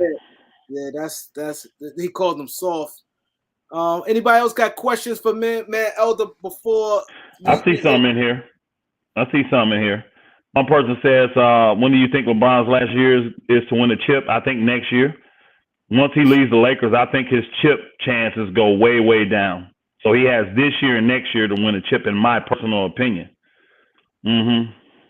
Yep. He said, Miles Turner. Miles Turner, in my opinion, I love Miles Turner. I love him because he runs the floor hard. He could space the floor. And I think if that no-fly zone, that will show up defense. This way, the guards can really put pressure up front even if they get beat. And AD seemed like he loved playing with big men. He played big men his whole career. He even had Alex Jensen. I saw this guy. He's so tall. Alex Jensen. Remember him? Mm-hmm. Yeah. Yeah. I do. But Yusuf Nurkic. Yeah. He definitely. I love that. A lot of teams is out for Nurkic. So I definitely think he's gonna get moved. He said, what about Christian Wood? Like we said earlier, we would definitely love that. But Miami also in the hunt for Christian Wood also. Christian Wood, I'm not hearing no rumblings on him, though. I'm not even sure if he's still on the market. I know Miami won him, but I don't, like you said, I'm not too sure if he gonna do it. I see a guy asking about a trade in there. He said, Elder, would you trade Russ and 2 second-rounders to the Magic for Gary Harris and Terrence Ross? I'm going to say no because the money does not work. Gary Harris makes what, like 18, 19, something like that? And Terrence Ross only makes like 12, 13 million, y'all. 11. No, he makes like 12.5 this year, 11.5 next year. So the money doesn't match. Now, if you throw Mo Bamba in there, the problem with that is you'd have to have 3 or 4 guys for one of your guys. The Lakers don't have the roster space to take all these guys back. So that's why that deal wouldn't work. And not only that, I don't think Orlando do it. They got tons of guards. They got Jalen Shrugs. They got why would they want Russ? They got no reason to want Russ. Markelle Fultz. Like they got tons of guards already. All their contracts are cheap contracts, so they don't need them cap space. So I don't see that happening. No, I got a righteous man. I got a real big truck driver headset that one cool Pete told me about. That book right here. Y'all see it? How you do it? Okay, there we go. I just didn't put it on today. I'm going to start wearing it. I didn't get it set up in time for this thing here. So, but I'm going to start wearing it. I hear they the real deal, so I picked one up today. Our top 5 MVP candidates. You could go first. Oh, God. For this year, I mean, you got to have Joel Embiid, Jokic. KD was in that mix till he got hurt. I'm going to say Chris Paul because I appreciate floor generals and what they do when they got the best team league. They've been the most consistent team all year. Guys like Steph Curry's not in there for me because he's having a career low year. His shooting and all that is off. Even though that team's winning, he's not performing on a high level, so he's not in my top 5. How many guys have I named? 3, 4 guys? Giannis got to be in there. He's being consistent with his play. So, and then, you know, I would love to put LeBron in there, but he may make like the top 10. The Lakers just ain't winning enough. I know they're still in the playoff hunt, but they're not winning enough for him to get in that top 5. So what did I say? N.B.A, Jokic, Giannis, Chris Paul. I thought I named another. Oh, I said KD if he wasn't hurt. Oh, N.B.A, Jokic. Yeah, that's it. That's a real. Chicago. DeRozan. Yeah, the year he's having it's worthy to be mentioned of MVP in my opinion. It's worthy to be mentioned. I don't think he's going to win it, but it's worthy to be mentioned. My 5 is B, Jokic, Giannis. Those top 3 in order. John Morant, and because Memphis, he got Memphis balling. He's having a tremendous year, and DeMar DeRozan. Those are my top 5. Right there. John Morant is having a hell of a year. He is, and he's doing a great job. He would be in my top 10. He definitely would. He said Dragic going to the Heat. It happened. Well, It just happened. He going back to the Heat? I doubt that. He not going back to the Heat. Who said that? Do you like Dragic on the Lakers? Oh boy, $19 million. You'd have to do Russ. I don't like Dragic for our package, the THT, because that's an $18 million package. I don't like Dragic for THT, none in the first, no. But if there's other ways to get him there, like he gets bought out and you brought him in, I ain't got no problem with that. I think Dragic is healthy and he's old, but I mean, I think he can give me 40 good games. You know what I'm saying? Finish out this year in the playoffs. So I'm going to ask you this question here, and I'm now that we got a lot of people online, a lot of people be destroying our trade package. Now you guys saw what Indiana gave up for Karis LeVert. Oh shit! These guys saw what Indiana gave up for Karis LeVert, right? THT, Kendrick Nunn, THT, Kendrick Nunn, THT, Kendrick Nunn, and our 27th first round pick. A lot of people saying Wayne have they got a good young player in Karis LeVert. So I want you to explain to the people how we do have a good trade assets. People make it look like we had nothing. THT is a 21-year-old kid, and he could get to the basket, he can handle, he can make plays. He just got to get a little more. He got to get more experience. Come on, he didn't play his first year. Last year he was in and out of the lineup. This is his first year consistent, and he only played in college for 1 year. And Kendrick Nunn is good. I like Kendrick Nunn. He just didn't play yet, and then a first round pick. So they got a young guy in Karis LeVert, and then like you said, we got the second round picks. I think we in the game. What you say? Can you tell the people that? Because a lot of people think that we got nothing. I agree, but like the Karis LeVert, the money he makes, I think is more than what that package is worth. That's why you couldn't get him. And Karis LeVert is hurt. I ain't in the control. I'm not saying getting him. I'm just saying the package itself. Because people the package. I like the package because you have young talent, and you have young talent that's already proven to you that they're not afraid of the moment. THT as a rookie got in. You said he didn't play. He got in the finals, remember, and played well in that playoff series. I know what you're saying. But you see what I'm saying? You put him on the biggest stage, and he got out there and performed at a young age. At 19 years old, he got out there and performed. Then you go to old boy in that same finals. He was killing. Nunn was killing for Miami, killing the Lakers. So I know these two. I know these two guys. He's 25. They're both under 25. Both of these guys are good scoring guards. So and they cheap. You got a lot of potential there to do a lot with. None. This is first one injury, so you can't say he's injury prone. THT ain't had no injuries. All these guys are kind of showing you that they late developers too. These guys that's coming in the league at 18, 19, 20 years old, they're not developing until they get to 24, 25, 26. That's why they gave up on the Stanley Johnson and the guys like that. They give up Malik Monk. They give up on these guys, and then you start to see they're going to develop late. So you got to be ahead of the trends and see, okay, where's the guy I can get and maybe sit on him till he develops. You see what I'm saying? Where's the guy? And is it cheap enough for me to sit? Because the last thing I want to do is have him for 2 or 3 years. Then I got to let him go because he ain't developed the way I think. And then he goes somewhere else and start killing. THT is being hindered this year because of all the things that have happened with the COVID, the injury at the beginning of the year, and then people forget. He's in the same position that Kuzma was in last year. When THT's number one responsibility is to handle the ball, get to the basket. The two guys that are better than him at doing that on the team are two Hall of Famers, LeBron James and Russell Westbrook. You are going to be inconsistent when you are playing behind two Hall of Famers. That's why Kuzma was inconsistent. He played behind LeBron and AD.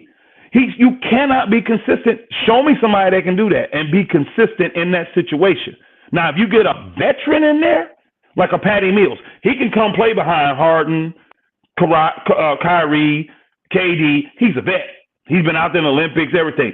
These young guys, that's stunting. That's why you see teams like Indiana, Portland, all these teams trying to make moves so that OKC, so that young players can get the experience that they need. Houston, all these teams are realizing these veterans will be in the way of the growth of these young guys. They need more experience, more game experience. And then when the time comes, they're going to be ready. So I love our trade package. And here's the problem. It's only worth about $18.5 million. Look at the guys we're trying to get. They all make more than that. So it ain't that the teams are saying, I don't want THT, I don't want Monk, I don't want your first round pick. They got to take those 3 plus 2 small deals. That's 4 for 1. Those deals are hard, bro. They don't. First off, I don't have the roster space to bring in 4 players. Now I got to get rid of 2 guys, and just to do this deal, I may have to pay a team to take this dude off here. That's when it gets all iffy, y'all. And here's the problem. The guys that are actually worth that amount of money, that make between $16, $18 million, you're not Gary Trent Jr. Are you giving up all that young talent to take on an extended loan contract just been signed by Gary Trent Jr.? He's not coming in making that big of a difference for you to where you give up Nunn, who you don't really know what he'll do for your team, THT, who you've got a lot invested in already. Remember, when he was second round pick, we paid first round money to get that pick. Then we just invested in him there. And the first round pick?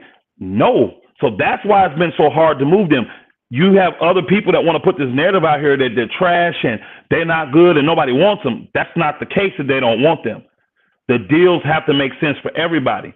And for the players that we want to give up for them that is worthy of that first round pick, they're all making 20, 22, 23, $28 million. And for us to make that work, we don't have any more middle salaries, y'all. We have 44 with Russ, 41 with LeBron, 36 with AD, 9.5, jumps all the way down to 9.5 with THT, and $5 million for Nunn. Everybody else is making minimum. So we don't have those middle grounds. That's why we couldn't get a Norman Powell. We don't have those middle contracts to do. Clippers had a lot of middle contracts. They did. It made it real easy for them to do that deal. And I'm glad you said that, man, because I be tired of our players get hit like that. Like, we don't got nobody. We got, like you said, that's hell of an assets. I'm glad the way you broke that down, because I've been saying that for the longest. And that's why with this show here, what we do, we bring in the truth. But we're going to stick up for our players, and we're going to call it how it is. Like them or not, don't like them. Like Elder said yesterday, we all know Elder is not a Russell Westbrook fan. But you know what? Right is right, wrong is wrong.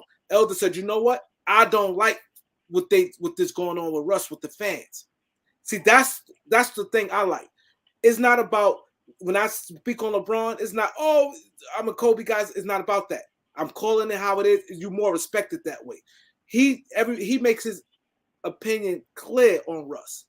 But you know what? He said yesterday, I don't like it. Yeah. He grew up with the Lakers. He's been a diehard Laker fan. And to get booed, that you wouldn't want to see that for nobody.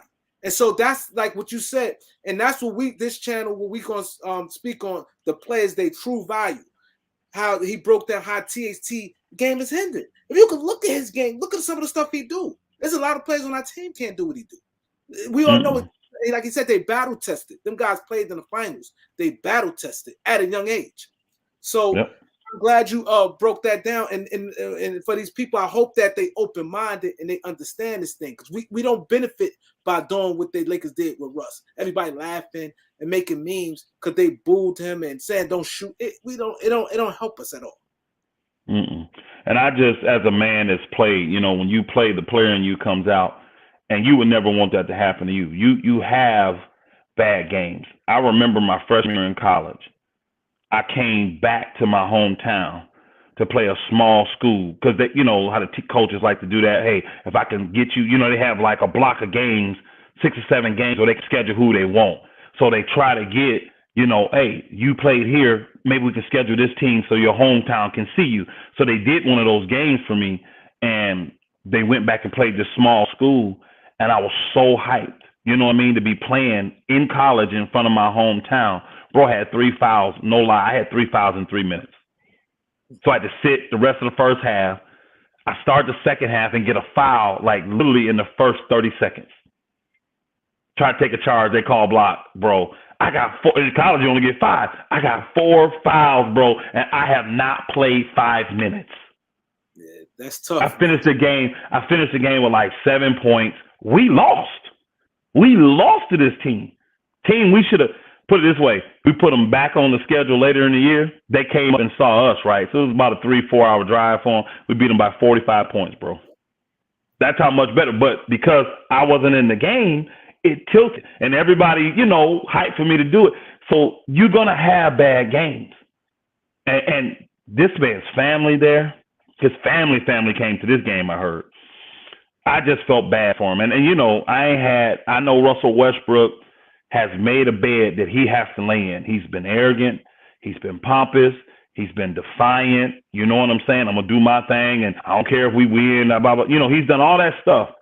I just still don't celebrate in the demise of another individual. I'm not happy to see the wicked get their reward. They're going to get it, but I'm not happy to see it. And that just the player in me hurt last night when I heard those fans booing him like that. And it really hurt when he caught that ball and they was, no, not that. Man, I was just like, man. And that's why, like on my boy Bang's show, I gave Russell Westbrook the game ball. Because even when they said, no, he said, bump that. I'm shooting it. I'm open. And he shot it and bricked it, but still. And he took the thing. And then after the press conference, hey, man, it's about the team. At the end of the day, coach made the right move. We won. Because honestly, this to be real, if the coach would have benched him at the end of the fourth quarter, we probably would have won the game in regulation. We wouldn't even need to go to overtime. We wouldn't have needed to. So, again, I think Russ knows the writing's on the wall. I think Russ is now trying to be as professional as he can and show that he's a team player so that some team will step up and say, you know what, the problem ain't you. It's that shit show called the Lakers, and we'll take you and show them that, I want somebody to come with that mentality so they can take him off my hand. But I was not happy about that last night, and it'd be interesting to see what happens. We'll play Thursday or Tuesday because, we lost to the Bucks in Milwaukee. Giannis crapped all over AD, and it was a bad game. We was in it. We was almost won that game.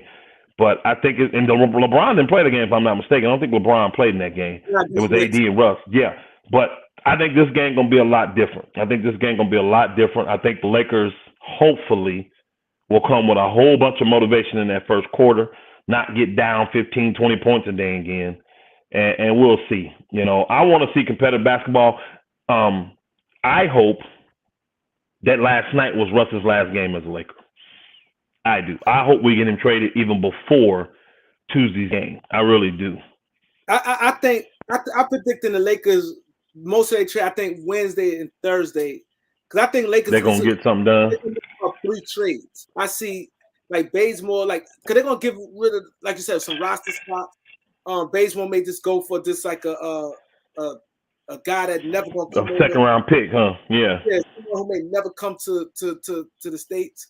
I see Ellerton. So I think a lot of those moves, but I think the big move, the THC move, I'm predicting, I could be wrong, but I'm looking at more like I think it's gonna go to the wire. And then one more question. Do you think, because my homeboy said he think this is the craziest offseason because they got staff waiting for they think this is gonna be the craziest offseason that ever been, deadline, because a lot of teams feel they can win. And a lot of teams, after they seen Milwaukee won last year and Phoenix, and that was no dominant team, nobody's scared of nobody.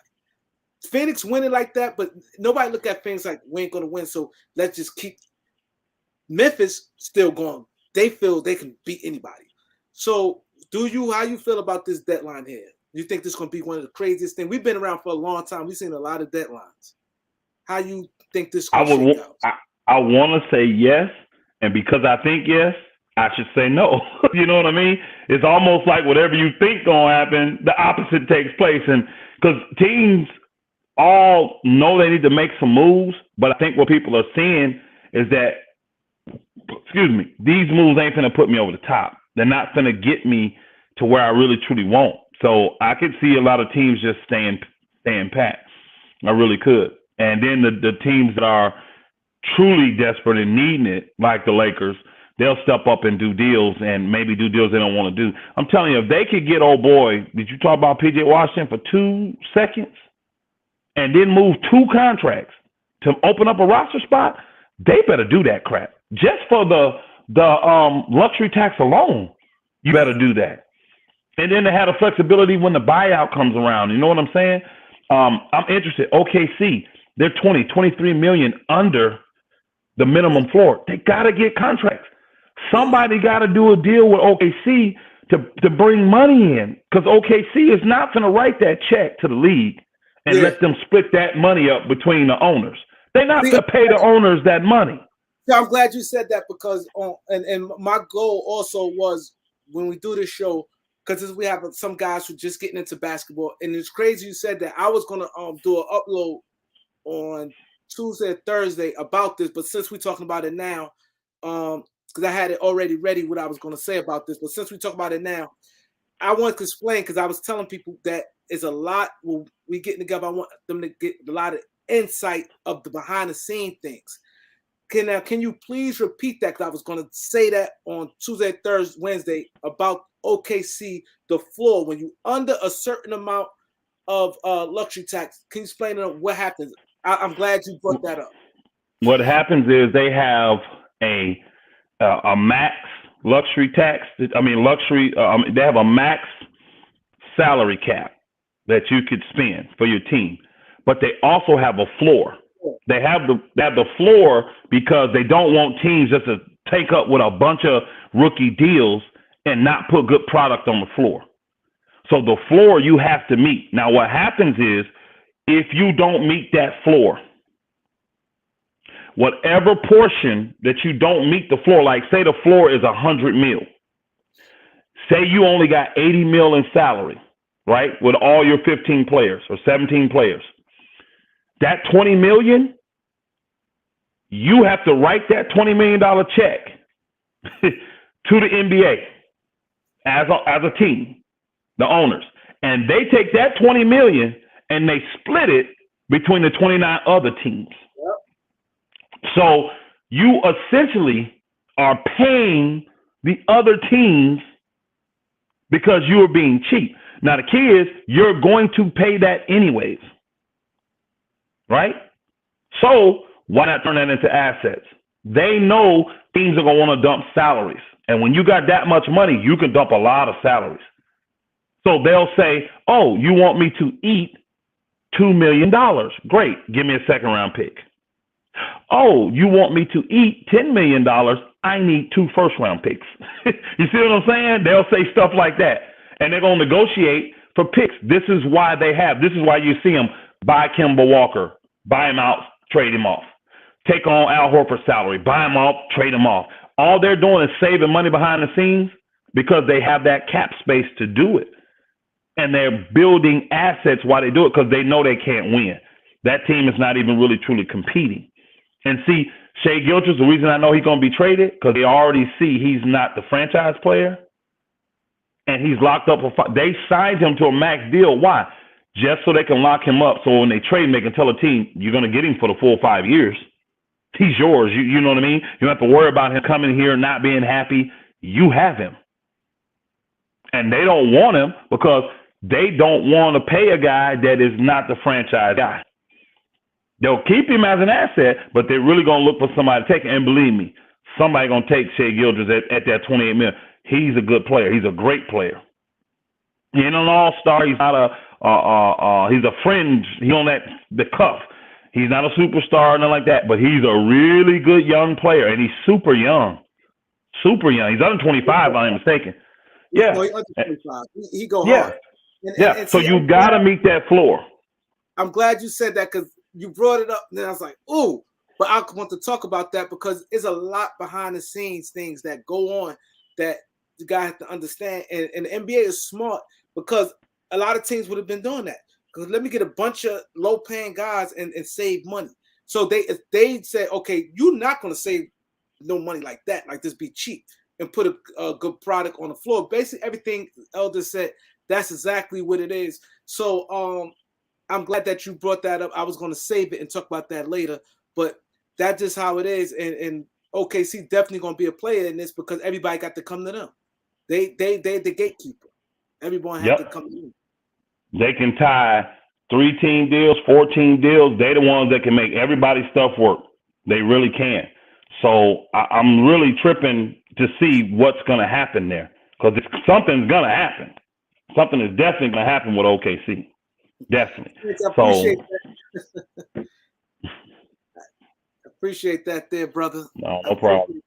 But this has been great. I definitely because I watch other shows, and I really had a vision. I said I want to get to people exactly the education of it. I'm big on education, because a lot of people just be talking a lot of times, and they say stuff like the guy earlier said, said that you was capping what you said about the Denver Nuggets, and someone thought I was capping what I said about the PJ Washington trade, which I don't, and you don't, we both don't, it don't benefit us. I don't get more. If you look at my views on that and look at my views on other videos I had said nothing about trades, it's not like I gain anything. The key to us, and the key, I'm pretty sure how you is, because we grew up from that era, the respect and the credibility means everything. If I stay at the subscribers I'm at, but if you guys respect me, what I say means more than having 50,000 subscribers. I'm just saying a bunch of baloney. So that's the key to me personally. I love for you guys, when I say something, it's like, okay, I'm not guaranteed. Nobody can guarantee nothing. I'm just saying what I heard from my people I know. He know a lot of people. So people may call him, yo, this has happened. And he may come up here and say the same thing about something. We shouldn't question that, because you don't question nobody else. Just because they're on TV don't mean nothing. Because clearly, I'm pretty sure he probably feel the same way. I feel I can do it. I got more knowledge than some of these general managers, because I think they just, everything is crunched with numbers. And I'm pretty sure you probably feel, if you was in the front office, the way your mind is thinking also, because your basketball eye for talent and looking at different players, how you evaluate guys, putting the team together, you feel that way. So I don't go by all the time what these guys say on TV, because I know some of it might not be as what it is. So he said Russ sent to them chicken tea. Yeah, but it's been great. We're gonna do this again. We're gonna thank you, one cool P. We definitely gonna do this. We're gonna keep doing this. It was great turnout, but that's what we want. We want to. I want to kill at times. I want it to be good, and this was great. And the education part of it, the education. So before we wrap it up, I really want to talk about this real quick. You could sum it up. Man, you talk behind the scenes about this, that people is taking away the eye test. They going everything with numbers. Everything numbers. They go to numbers. They taking the eye test away from people. Can you get into that? We talked about this behind the scenes. I'm big on watching the player play. Don't give me a paper and tell me he's good. I want to see. And some things that you watch that you cannot put on paper. So can you get into that before we close up?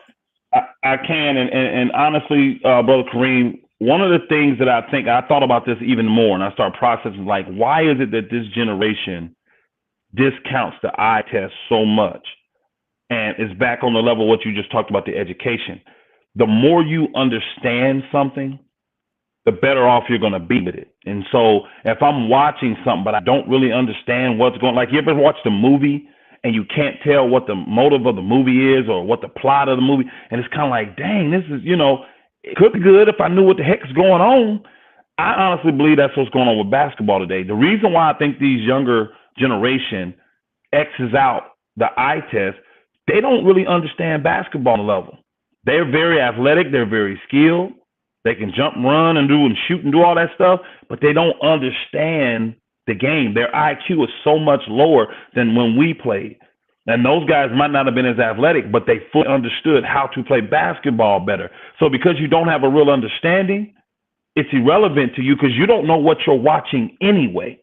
And so this is why I like doing what I do with you, brother, education.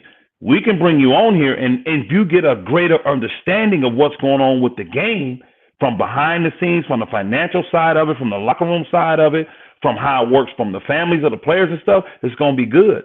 But this eye test thing, you got to understand what you're looking at. You got to, like I was talking about a player like Stanley Johnson today. And I was saying Stanley Johnson could be an elite defender. He's a very good defender right now. He's an above average defender. But I watched him. His hands are good, but he still needs to get his footwork in order. He doesn't have sloppy footwork, but he doesn't have elite footwork. So if he gets with the right people and learn how to pivot and rotate and stride a certain way, instead of getting beat and then using his athleticism to jump back in position, get the right footwork, you're never out of position. You're turning the player. You putting the offensive player in a bad position. That stuff that the eye test will tell you, but if you don't know what good footwork looks like, you can't comment on it. So a lot of this stuff with the eye test speaks to the IQ of the player that you're watching, or the team that you're watching, or the coach that you're evaluating. And these guys can't speak to that because they don't understand the game like that. They understand shooting threes. They understand getting the lane with the layup package or the jellies and all that bull crap. They understand dunks. That's it. I watch these guys, and I watch a guy that will be on the court and he'll be here. And the player will be here, here. And he needs to come over here. No, let me go this way, to make a proper entry pass. But guess what he'll do?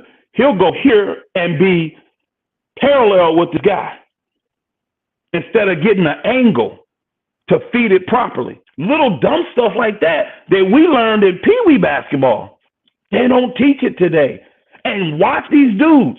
They will literally run to the wrong spot and try to make a bad pass. And it's normally a turnover. And you look at little things like that and say, oh, but you got to practice that too. When you practicing, stop. You took the wrong angle. Go back and do it again. Bro, you keep taking the wrong angle. They don't have the time to do that in the NBA though. Because your practices are precious. I'm glad you said that. Right before I got to make a point. Cool P said, she asked me to read she said, just to match fam donation, help the stream grow, and ask that you give the wrench to Elder. Good stream. I don't, the wrench thing, it's confusing because sometimes it pops up where I can do it and sometimes it don't. I'm gonna ask my guys Malik and Planet Randy how I do it, because sometimes I'm able to give somebody a wrench and now it's not letting me. So I definitely appreciate 1P. I'm definitely gonna get into that. Now back to what you were saying about I'm sorry, I read Elvis's Whitley comment. He said Russ is wanted for throwing bricks at the elderly. Y'all killing Russ, bro. Y'all killing him. That's funny, bro. About far as even the coaching, I don't think back in the days you watch games, a coach not gonna let. I seen a player do the same. I already know you're going in a row. And how you gonna make no adjustment in the coaches? I seen coaches sometimes, good coaches, take players out the game. I don't see that in today's game, where they're not gonna let you beat them. They gonna, like, even with the Jordan rules, a lot of different things, they gonna clamp in and start. You can see them trying to eliminate your spots that you're not gonna keep you in the comfort zone. I seen guys lay up like it's just nothing, and like he said, everything's analytic. They substitute off analytics. Oh, this guy and this guy played together. It's too much. They substitution pattern everything in today's game. They go by analytics, where they do even with trades. They do a lot of trades off analytics. Oh, he do this, and then that's sometimes when a guy comes to the team and he ain't performing, you did that trade strictly on analytics instead of the eye test. Instead of you sitting there saying, "This guy has it. He's a dog." Like Jimmy Butler, he might not stack out analytically like how he is as a player. He got heart. He got a good mid-range shot. The toughness he brings to a team. He might not stack out better than some guys analytically than what we see on the court and how valuable this guy is. Like, so that's what's missing from this game. Because I see time and time again that I'm like, how the coach just allowing this guy? Sometimes he bench guys go off. We see a guy, he may average 9 points and he get 37 points and probably shot 60%.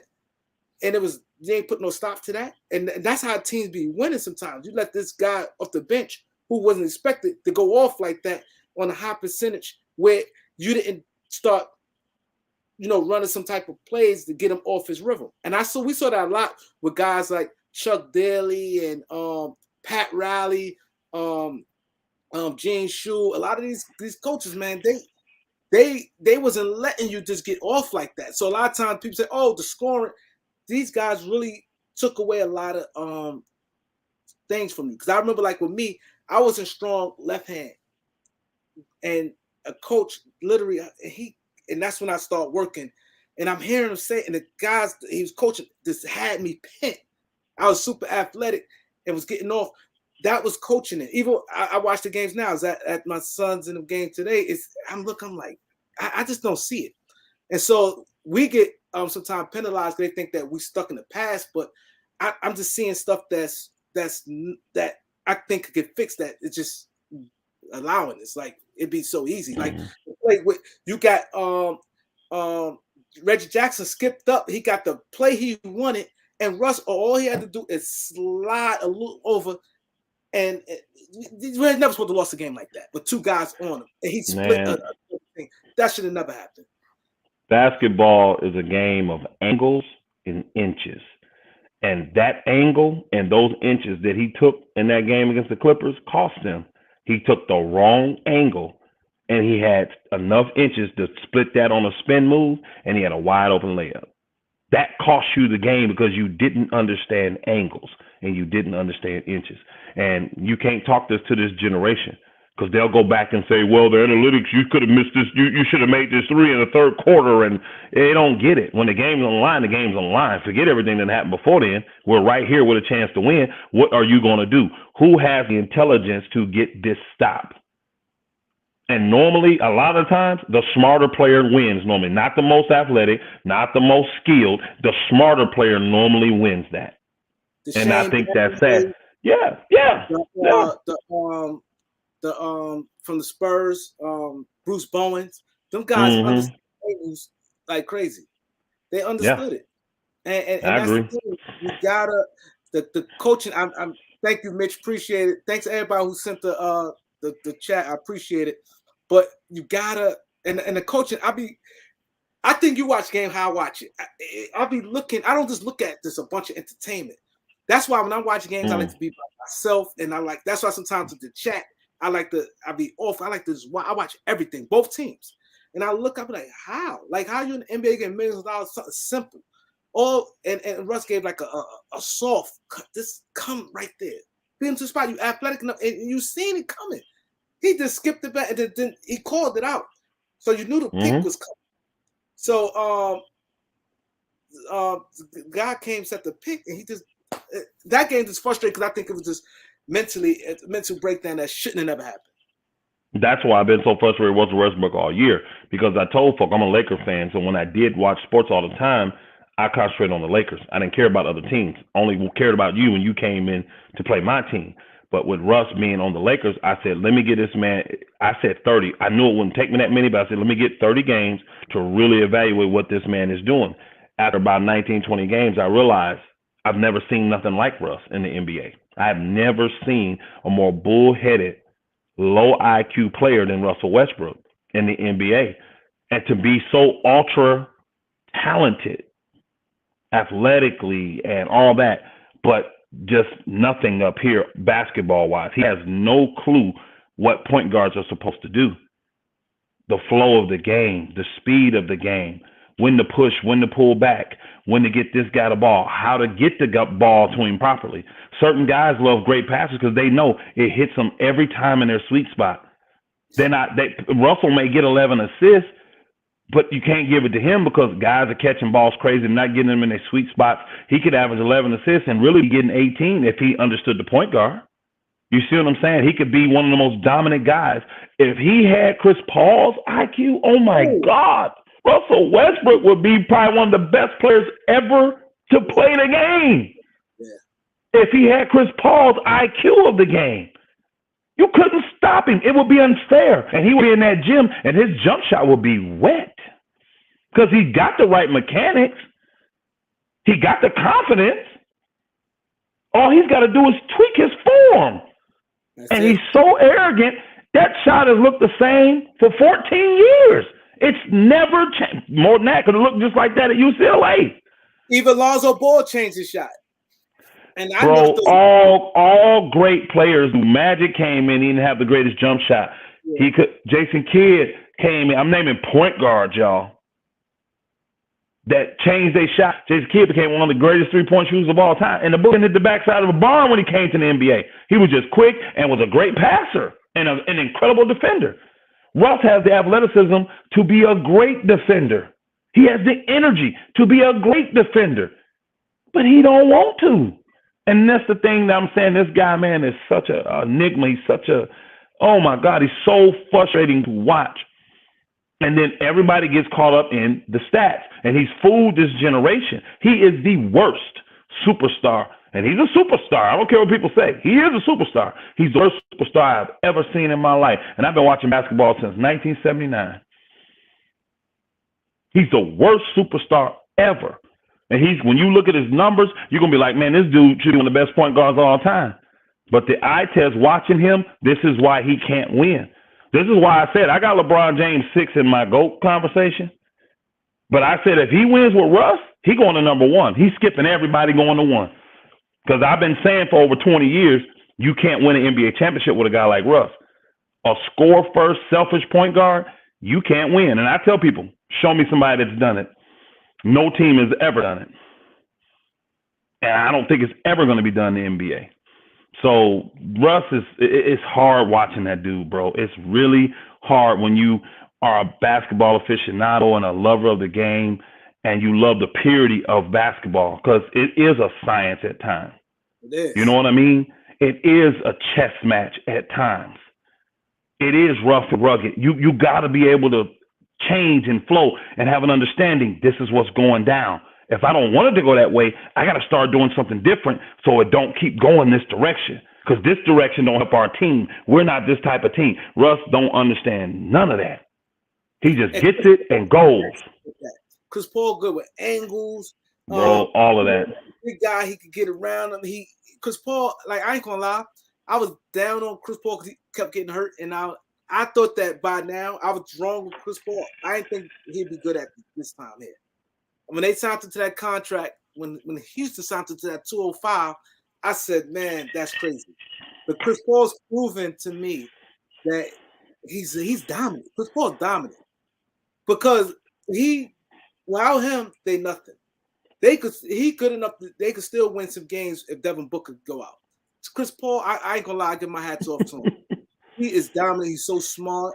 He knows angles, when it hit, and he takes. I think we got a Russ fan. We got a Russ fan now. Somebody said that I'm just hating at this point. No, I'm the one that felt sorry for that booger last night, man. Well, if you nobody else did. But if you could break down and give a good analysis on, I don't think that's hating. See, I got that a few times when I said things when I said about LeBron. But if you could give me a good point, I don't think it's hating. He don't have to agree with you, but I don't think that's hating. See, there's a difference. Hating is when something clearly and you just going left. He don't have to agree with you, but I think hating. Oh, I'm sorry. He's saying I'm hating on Bron because I said Bron is number 6 on my GOAT list, on my all-time list, not GOAT list, on my all-time list. That's the hate he's talking. He's a Bron sexual, I guess, over here. So he's mad that I have LeBron James ranked number 6. So I can tell you this: all 5 guys on my list are greater winners than LeBron James. The 5 guys I have before him, they've done more winning than LeBron James have done. So I value winning. See, you play the game to win. So once talent gets to a certain level, how do you differentiate? What have they done? And you play to win championships. So championships has a high mark for me. And see, you LeBron fans, if LeBron was 7-3 right now, I guarantee you care about championships too. But because that's the one smudge he has that he cannot change, y'all want to ignore the fact that he got 6 losses in the championship. No. He wasn't favored, so that doesn't count. Y'all are retarded. All right? Now, you got LeBron as the GOAT, more power to you. I have no problem with that. You got Magic, Kareem, Wilt, Shaq, Kobe. I don't care who you got as the GOAT. I don't. But LeBron, to me, he's done too much losing to be the GOAT. He just has. He's got 6 finals losses. Now, I'll tell you this. I'll erase all of those 6 finals losses. If the Lakers have to keep Russell Westbrook, and he got to stay with us the rest of the year, and LeBron can figure out at age 37 how to win a championship in this NBA with Russell Westbrook, I will leapfrog him over Tim Duncan. I will leapfrog him over Kareem Abdul-Jabbar. I will leapfrog him over Kobe Bryant. I will leapfrog him over Michael Jordan. And I will leapfrog him over Magic Johnson. Those are my 5 in front of him. The best at their positions. Magic is the best point guard. Michael Jordan was the best 2 guard. Kobe was the second best 2 guard. So I have Kobe and Michael 1 and 2. They're the 2 best players I've ever seen, in my opinion, right? So I'm not going to have a guy second on my list, but not make the list. So those 2 can split who play the 3 position, right? Tim Duncan is the best power forward, and Kareem Abdul-Jabbar is the best center. That's why I have those guys ahead of my LeBron James. You may say it's hating because LeBron's the best 3-man. Great. He ain't better than Kobe. He ain't better than Michael, in my opinion. 5 and 2 and 6 and 0 is more important to me. That's me, though. You may go through his stats because they're facts and want to pull up his Lifetime Achievement Awards and say that outranks the championships. Great. That's your opinion. But that's why I have LeBron, why I have him. And honestly, unless he can win more chips, I don't see him moving up that list for me. Now, he went with Westbrook this year, it's over. He passes everybody. Everybody. He's the GOAT. I'm saying it online publicly to everybody. If LeBron went with Westbrook, he is the GOAT. I may make a channel saying he the GOAT if he win with Westbrook. Wow. that was big there. That was big. But, that was good, man. I definitely appreciate you guys. I would definitely love to go longer, but I want to have some structure in this because I get want it. to use other topics that we could be touching on. Like there's other teams that we didn't speak on that I wanted to get to, but I want to do it like this because this is not the end of this. We're gonna continue this. A lot of conversation with this. Definitely appreciate you guys for coming out, and this has been great, man. How you guys like today? The first episode, man. We really want to break down, get into a lot of different things here. So I appreciate you guys. Definitely been showing support with us, man. I had fun, man. I enjoyed it. You enjoyed it? Oh yeah, I enjoyed it. Again, I'm with you. I like breaking down the science of the game and getting great understanding of what's going on. If I got a great understanding of what's going on, it's more entertaining to me. You know what I mean? I don't want to just be, watching something and don't really know what the crap going on. And I feel that's what most people do with sports. They watch and they entertain, but they don't know what they're watching. They really don't. They don't know the intricacies of what it takes to make that product come out and get there. It's like going behind the scenes of a movie or how they make a song, when they're in the studio and all that kind of stuff. You need to, if you understand what they go through, it gives you a greater awareness and a greater respect for what you're watching when it comes out. You know what I mean? Because it has more emphasis. It has more oomph to it, because you understand, and all you get, you should get an understanding. Yeah. Mm-hmm. Yeah, because I want to get to some coaching. That's what I said. There's a lot of stuff. I said, we're going to be here. We ain't going nowhere. Because we can have some content for the next show, coaching, your top 5 coaching, and I want to get also about the general managers the next time we get together. Okay. What makes a successful general manager? Why general manager fails? What makes a successful owner? What makes successful coaching? We're gonna be here, so we're not going nowhere. So we're gonna bring a lot to you guys, and hopefully we share this. And when we do the StreamYard, I hope that people, when they do the StreamYard, they get something out of it, and it'll be a little better basketball takes. Because I done heard some crazy basketball takes. I ain't gonna lie. Me too. Me too. Basketball takes, but I'm not mad because some of you guys probably just start watching it. That's why it's always good. I love learning. Like that's why I love when guys. I don't know nothing about the stock market, so I may say a crazy take on that, but I'm open to learn. So that's what when guys have more experience with the game, is good to learn. So hopefully somebody open-minded. And that's what it's about, man. We teaching, like he got with his community. It's about teaching, and that's what this this our show where we putting together that we teaching the inside and the good breakdown of the game. So I'm glad this is a hell of a turnout for the first we done show. We're gonna do more. Mm-hmm. We're gonna do behind the scenes. We're gonna work on another time where we go the next day we're available to do this again. We want to keep it good. We don't want to just start stepping off. We want to keep it good. Nothing, yeah. Hey, Kareem, can I give a shameless plug real quick? Yeah, definite.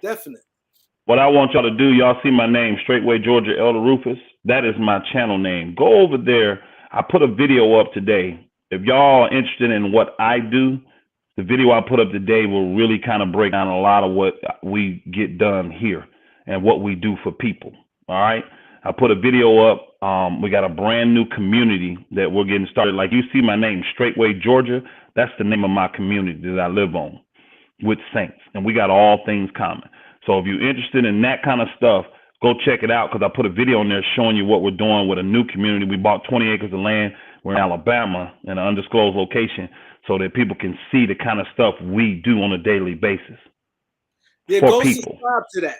Go subscribe. I'm definitely going to send some donations to your community and things like that. We definitely going to definitely got to support that. This is big. Someone who doing this community work, not just someone helping him, he helping others. You know, it's nothing like a gift. That's what the Bible said. Nothing like a gift. So, bro, and that's all. Everything you see is all given. There's not one person getting one dime for what they're doing. We do that for a living, for the saints. That's what we do. Nobody's getting paid. I'm sorry, Elder.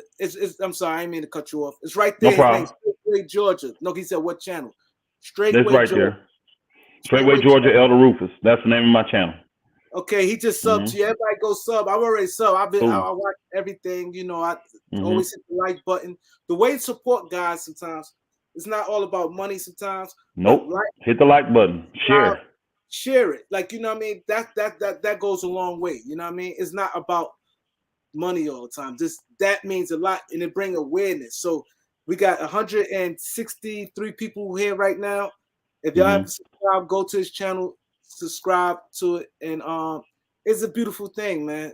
It's a beautiful thing. I enjoy it. Man, what the hell is Claus? What is Claus? This guy, is he just a troll? This Claus dude, man.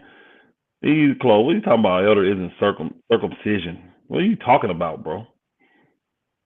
A Christianity thing. I have no idea what he's talking about. First off, circumcision ain't got nothing to do with Christianity. That's the covenant between Hebrews, bro. That the Most High did with Hebrews. He did that with Abraham. That ain't no Christian thing. If you're talking about circumcision from the Bible, then yes, I am circumcised, just in case you asking, sucker. Claus he be trolling, bro. He'll say something good, then he'll say something crazy like that.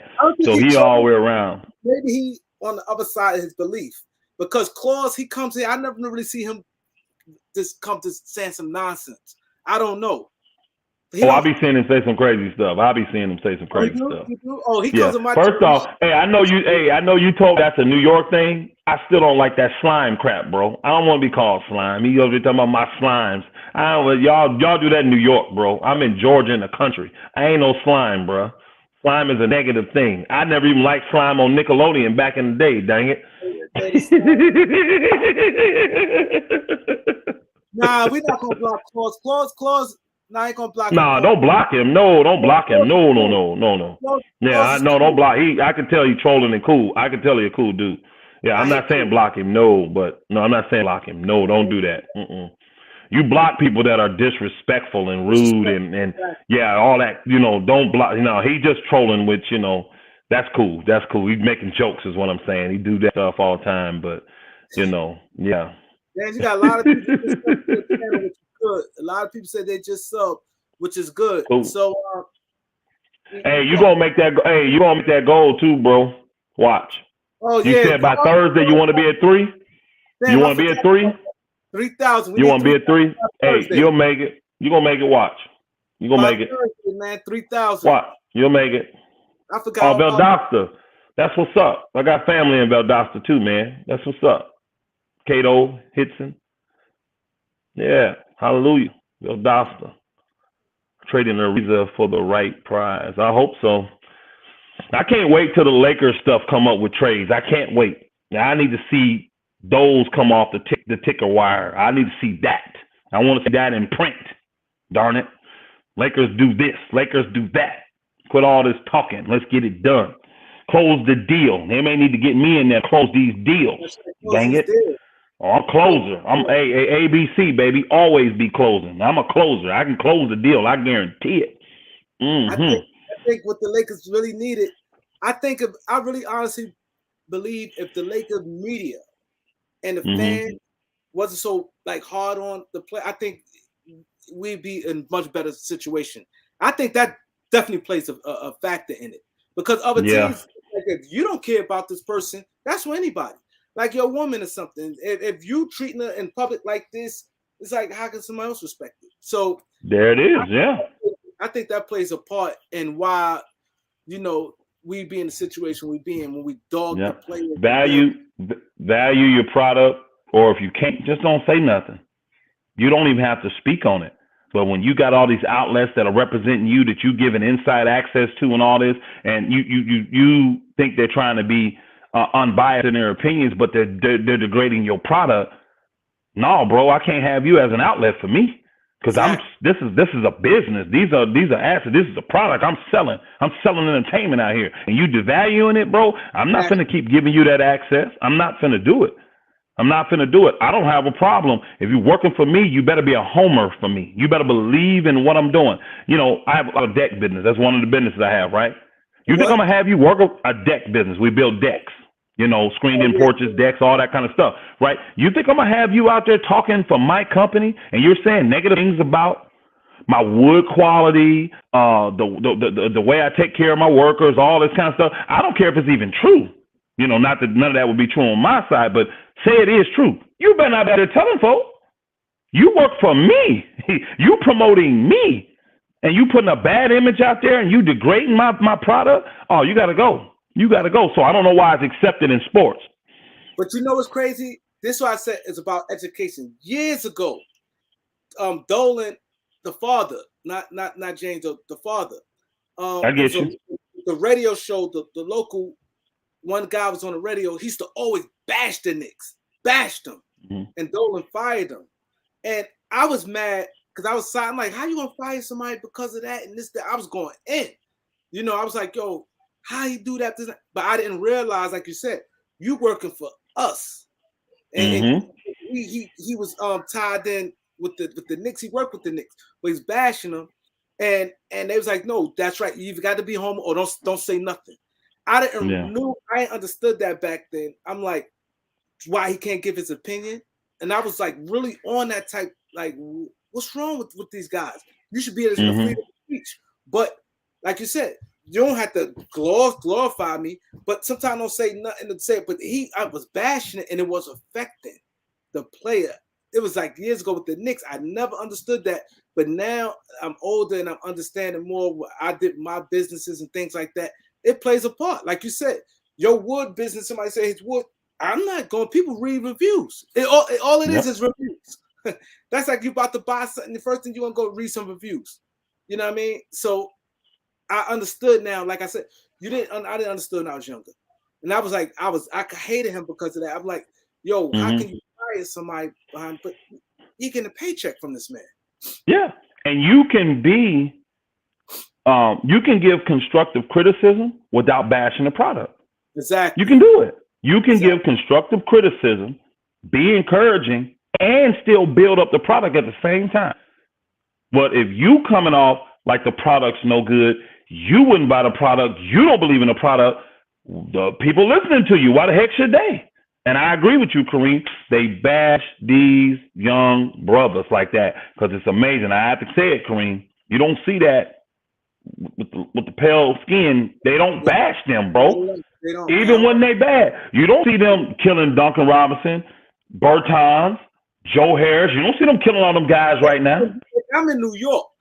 The way Joe Harris kind of sold them, all it did, Durant needed a little bit of help. Milwaukee was out of there. Yo, you heard nothing in New York for Joe Harris. Joe Harris sold out. Yo, he missed every shot. He missed the mid-range. He was scared to death. He got $75 million I didn't hear peep. I swear, and I'm in. I didn't hear peep. They lost. It was like, okay, down to the next. And I'm like, wow, on the radio and all that, like it's crazy. And it's just the truth. Yep. I get it. So, No, I appreciate it, man. Thanks for having me on again, my brother. Now we they gonna, say, hey, Kareem, they say we got good chemistry, bro. No, it's definitely good chemistry. We're gonna do the schedule. We're going deadline coming, so I had to see how your schedule worked, and we're gonna do this again. Trade deadline talk. So it's a lot that's gonna happen. So y'all be seeing us soon. Also, I will be continue to stream live where everybody get the talk as a community also. So nobody Xing nobody out. So I definitely appreciate this. The chemistry definitely good because we both have the same age and we understand different eras and about being true, not biased. See, that's the thing. Can't be biased. That's why it makes it easy. Because one of us is biased, it'd have been hard. You know what I mean? Yeah, it definitely would be. Is and keeping it real. Like it's all right. Like I said before I go, everybody know I'm a big Brandon Ingram guy. Brandon Ingram is still one of my favorite players in the NBA. Not me. It took me to say Jason Tatum was better. I had to come like, damn, man, he's better right now. You know what I mean? But I had to be real to myself because I was like, damn, Ingram, I love Ingram's skill set is off the charts. But he's missing some things. I could get into another time, but IQ. I'm telling you, I ain't a big Brandon Ingram fan. I'm not saying he's not skilled. No, I'm not. And I'm glad they moved him because Brandon Ingram haven't understand the small intricacies of the game. He's working way too hard to hit those shots. What he should be doing is going and studying Kevin Durant. What he's doing, though, is trying to be like Kyrie Irving. And there's a difference. You don't have the package that Kyrie has, so you can't do what he do. You're more similar to a Kevin Durant. Follow what he do. Kevin Durant is not dribbling the ball 6, 7, 8, 9, 10 times. He's normally going to be old school. See, Kareem, you may remember this. Remember when I don't know if you ever had a chance to go one-on-one with NBA players back in the day. They had a rule, though, 3 and 3. 3 points, 3 dribbles. See, you only get 3 dribbles because you got to be creative and get your shot off and score. Because in the NBA, you're not going to get 10 dribbles. But today you do. So you see these guys playing and they taking 25 dribbles. That ain't a realistic one-on-one game that's going to help you. You see what I'm saying? Kevin Durant, he old school. Watch the majority of his points. It's 1-2 or 1-2-3, and he hitting you up.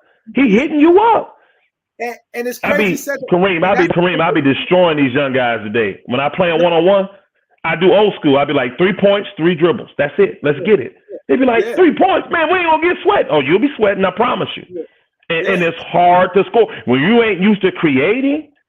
It's hard. But see, why play one-on-one if it's not gonna help your overall game? Now you're working on your creative skills, your ball handling, your angles, your inches, because you need that to get your shot off. That works on your game. These guys dribbling 15 times, 20 times, you ain't helping your game because you can't do that in a real game. Man, it kills me, man. That's the thing. I get mad because I still watch Brandon Ingram. Like you said, you only watch Lakers. I watch everybody. So Brandon Ingram get me mad. He do too much of this. You tall. You could do boom, boom, and you got like a knee handle and pull up. He do too much dribbles, and then he quicken. Too much. Times when he do too hard dribbles to the basket. It don't take much for him. He do too much, and he just hold the ball a little too much. And that's the thing with Tatum. Tatum don't hold the ball like that. Tatum be like this. He pulling. He hitting with the jab, and he pulling. He don't waste dribble. Tatum don't waste dribble. So that's the thing with Brandon Ingram. That's his issue right there. But I definitely appreciate you guys, man. I love the comments. I love everything. It's been great. I'm definitely gonna work on the wrench thing. I had the guy just text me and showing me he's gonna teach me how to do it while I'm live. I don't know how to do it while we live, but because there's no need for no craziness on right now. I shouldn't have to worry about no wrench. You know what I mean? It shouldn't be, but it is what it is. So we will be back. We're gonna discuss the schedule for the next time. I will be live again tomorrow with the panel, whatever. So everything gonna be good. So everybody enjoy their day. Elder, enjoy your day. Yes, sir. And If something break tonight, I'll do another video. If not, y'all see me in the morning. Only if something break Yeah. or if I hear something No, good. no problem. No problem. All right, y'all. Peace. Shalom. So long.